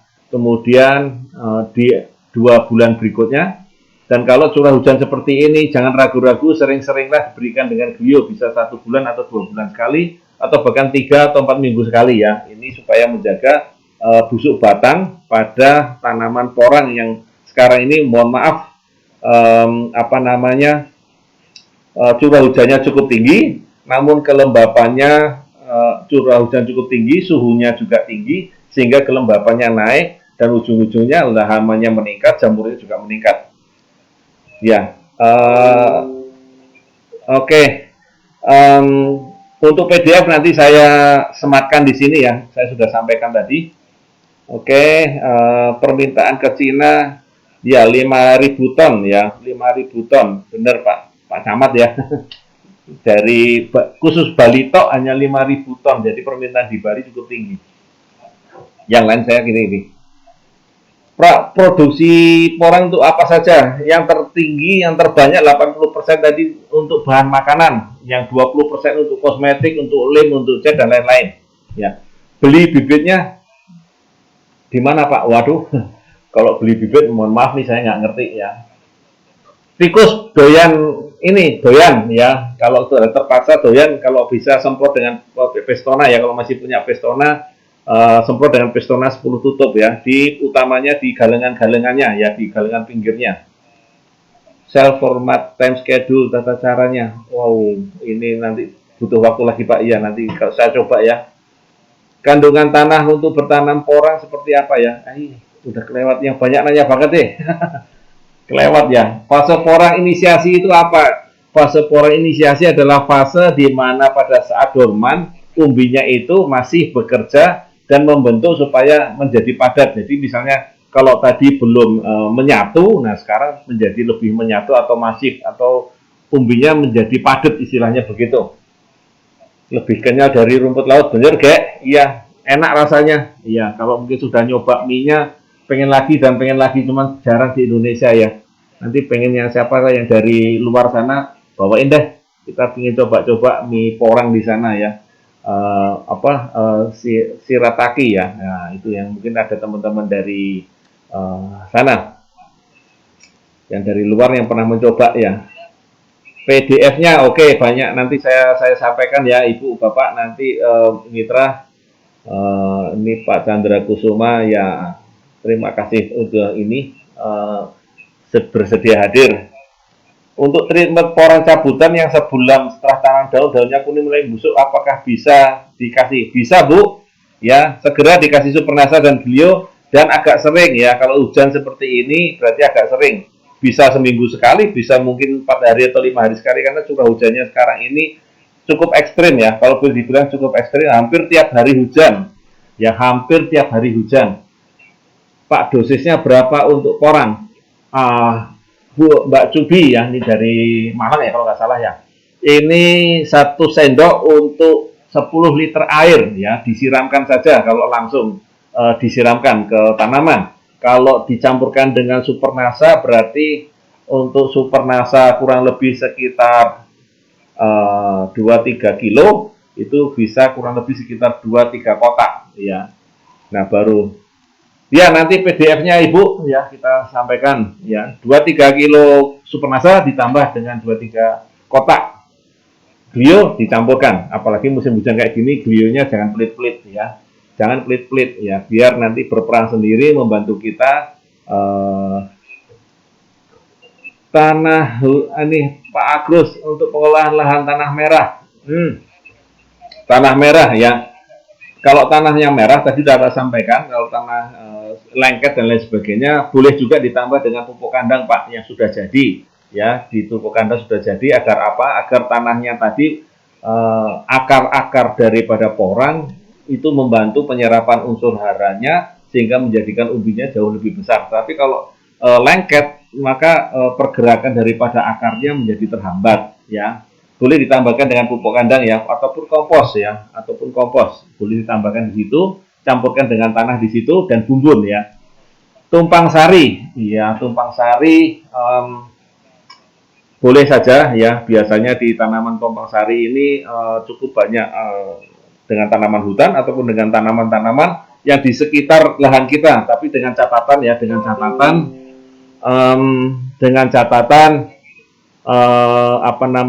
tidak dekat dengan tanaman pisang ya, dekat dengan tanaman pisang. Jadi kalau dekat dengan tanaman pisang biasanya ya porangnya kalah. Jangankan porang ya, kopi, jeruk, sawit, sengon, jabon, kalau yang dekat dengan tanaman pisang biasanya pisangnya yang menang ya, yang sisanya kemungkinan besar kalah. Selain Pestona dikasih apa Pak? Apa ya? Daun tembakau, irisan daun tembakau yang direndam seminggu, atau mungkin ditambah dengan daun mindi, ditambah lagi dengan daun sirsak misalnya begitu ya, baru disemprotkan ya kalau sempat ini bisa bikin di situ ya. Kira-kira pakai pupuk NASA, hanya pakai pupuk NASA, kira-kira hasil umbinya gimana Pak? Ya tidak sebesar seperti gambar yang tadi, karena tenaganya untuk membuat supaya tanamannya tinggi dan umbinya besar kurang ya. Saya tanamannya kurang tinggi dan umbinya kurang besar kalau dulu tidak memakai pupuk, karena energinya kurang ya. Energi yang bisa diambil adalah energi yang diambil dari pupuk makro, artinya dibutuhkan dalam jumlah yang banyak ya. Sementara kalau kita hanya menggunakan dengan pupuk pupuk kandang saja atau humus saja, itu kandungannya NP dan K-nya yang tadi tabel yang tadi itu bisa dibaca kembali bahwa angkanya cukup kecil, jadi perlu tambahan energi dari luar Pak Winaji ya. Ya Pak Camat, ada yang bibit, monggo silakan kalau yang tertarik dengan nanam porang, ada nomor HP-nya di sini. Oke, bibit di Kalimantan ada Selatan, monggo silakan yang tertarik dengan bibitnya. Pestona belum ready ya, Pestona belum ready ya, mohon doanya mudah-mudahan karena memang juga mulai makin banyak yang memerlukan Pestona, mohon doanya ya, semoga produk NASA 1 ini ya, Pestona ini sudah mulai banyak diminati oleh teman-teman ya yang di lapangan.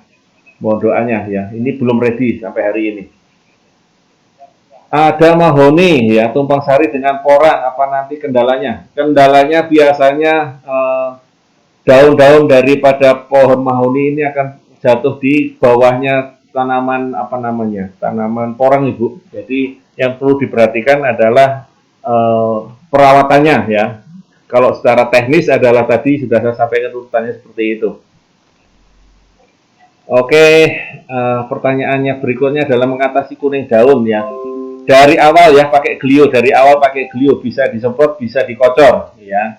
Kalau dari awal mendingan kita semprot dan kocor lebih bagus. Jadi sebagian dikocorkan ataupun ditaburkan ya di bawah, sebagian lagi disemprotkan. Jadi 1 sendok per tangki ya, tapi dilarutkan terlebih dahulu.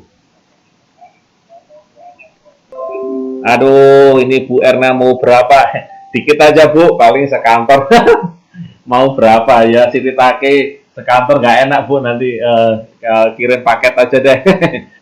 Siratake ya, nyobain yang teman-teman yang belum ini bisa minta tolong kalau Bu Erna pulang ini, katanya bulan Maret katanya sih, saya nggak ngerti, jadi nggak tahu nggak.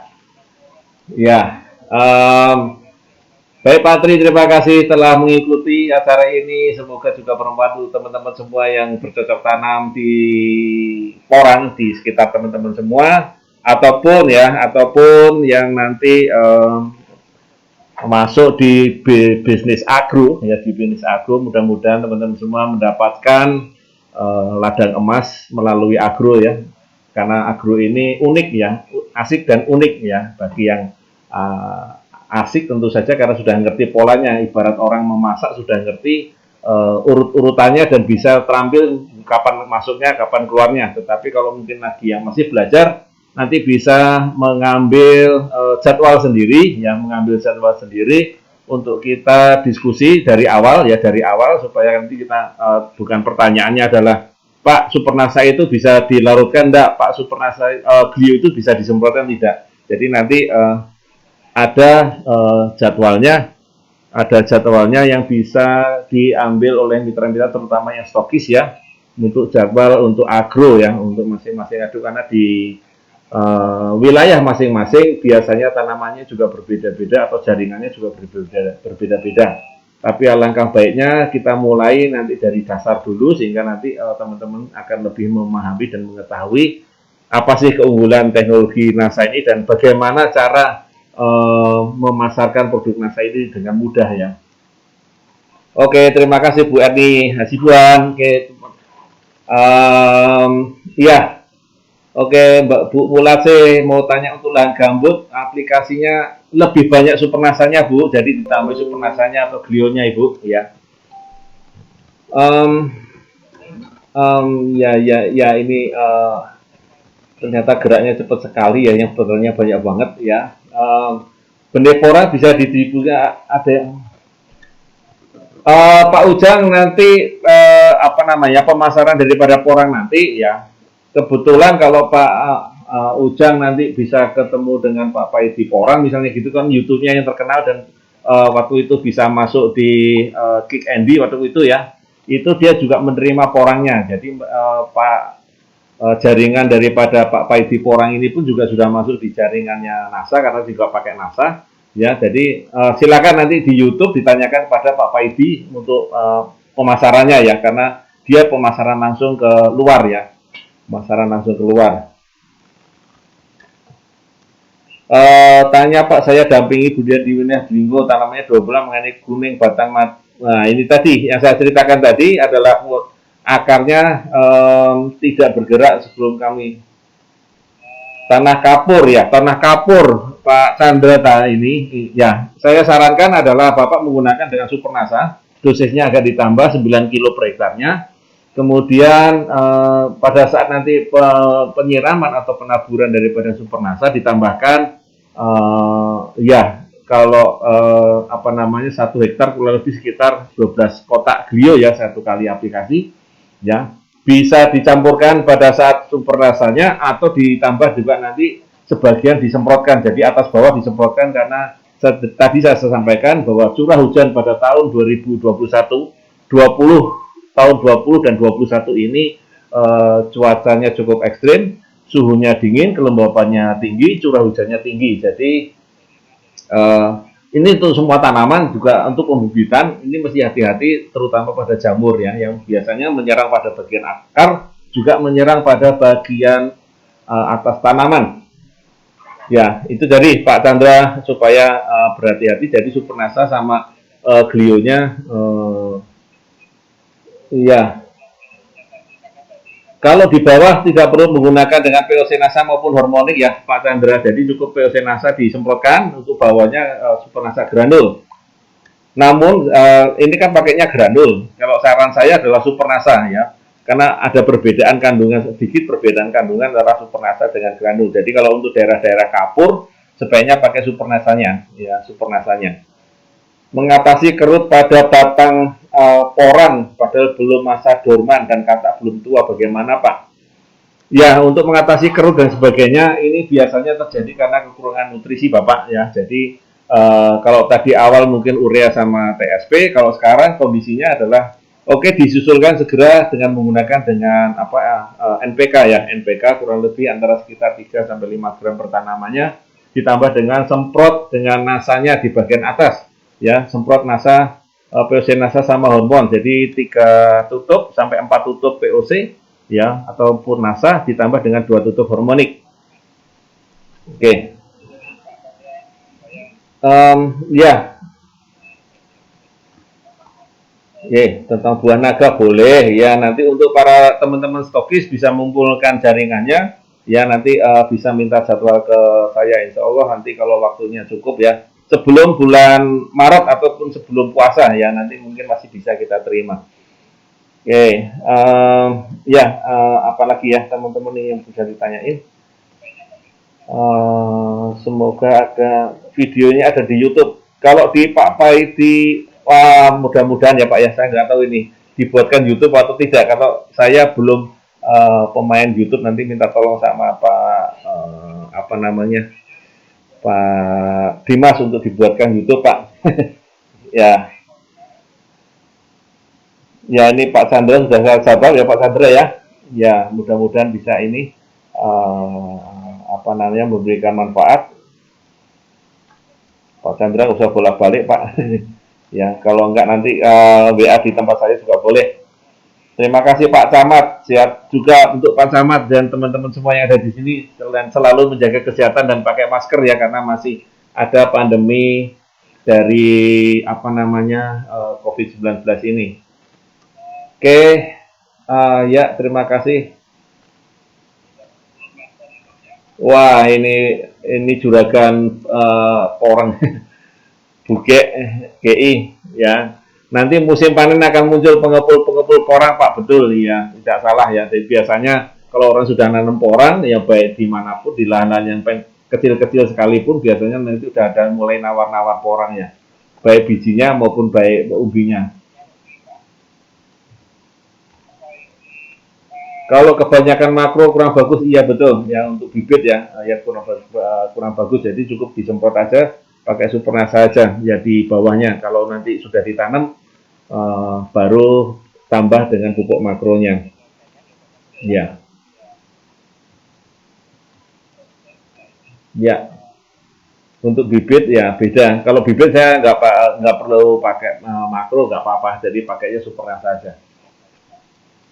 Oke, payung batang membusuk tadi udah di ya, jadi jangan segan-segan menggunakan dengan glio ya. Walaupun nanti 1 hektar cuma 2 kotak nggak masalah ya, jangan menunggu kita kena serangan terlebih dahulu baru kita pakai glionya. Jadi kita pakai dulu glionya sepanjang dari awal ya, baik musim hujan seperti ini maupun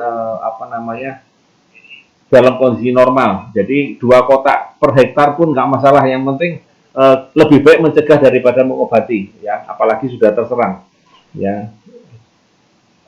Oke, Pak Irfan sudah saya jawab. Oke, ini daftar, ya ampun, Gek, kenapa kok kasih nama PT semua di sini, Gek?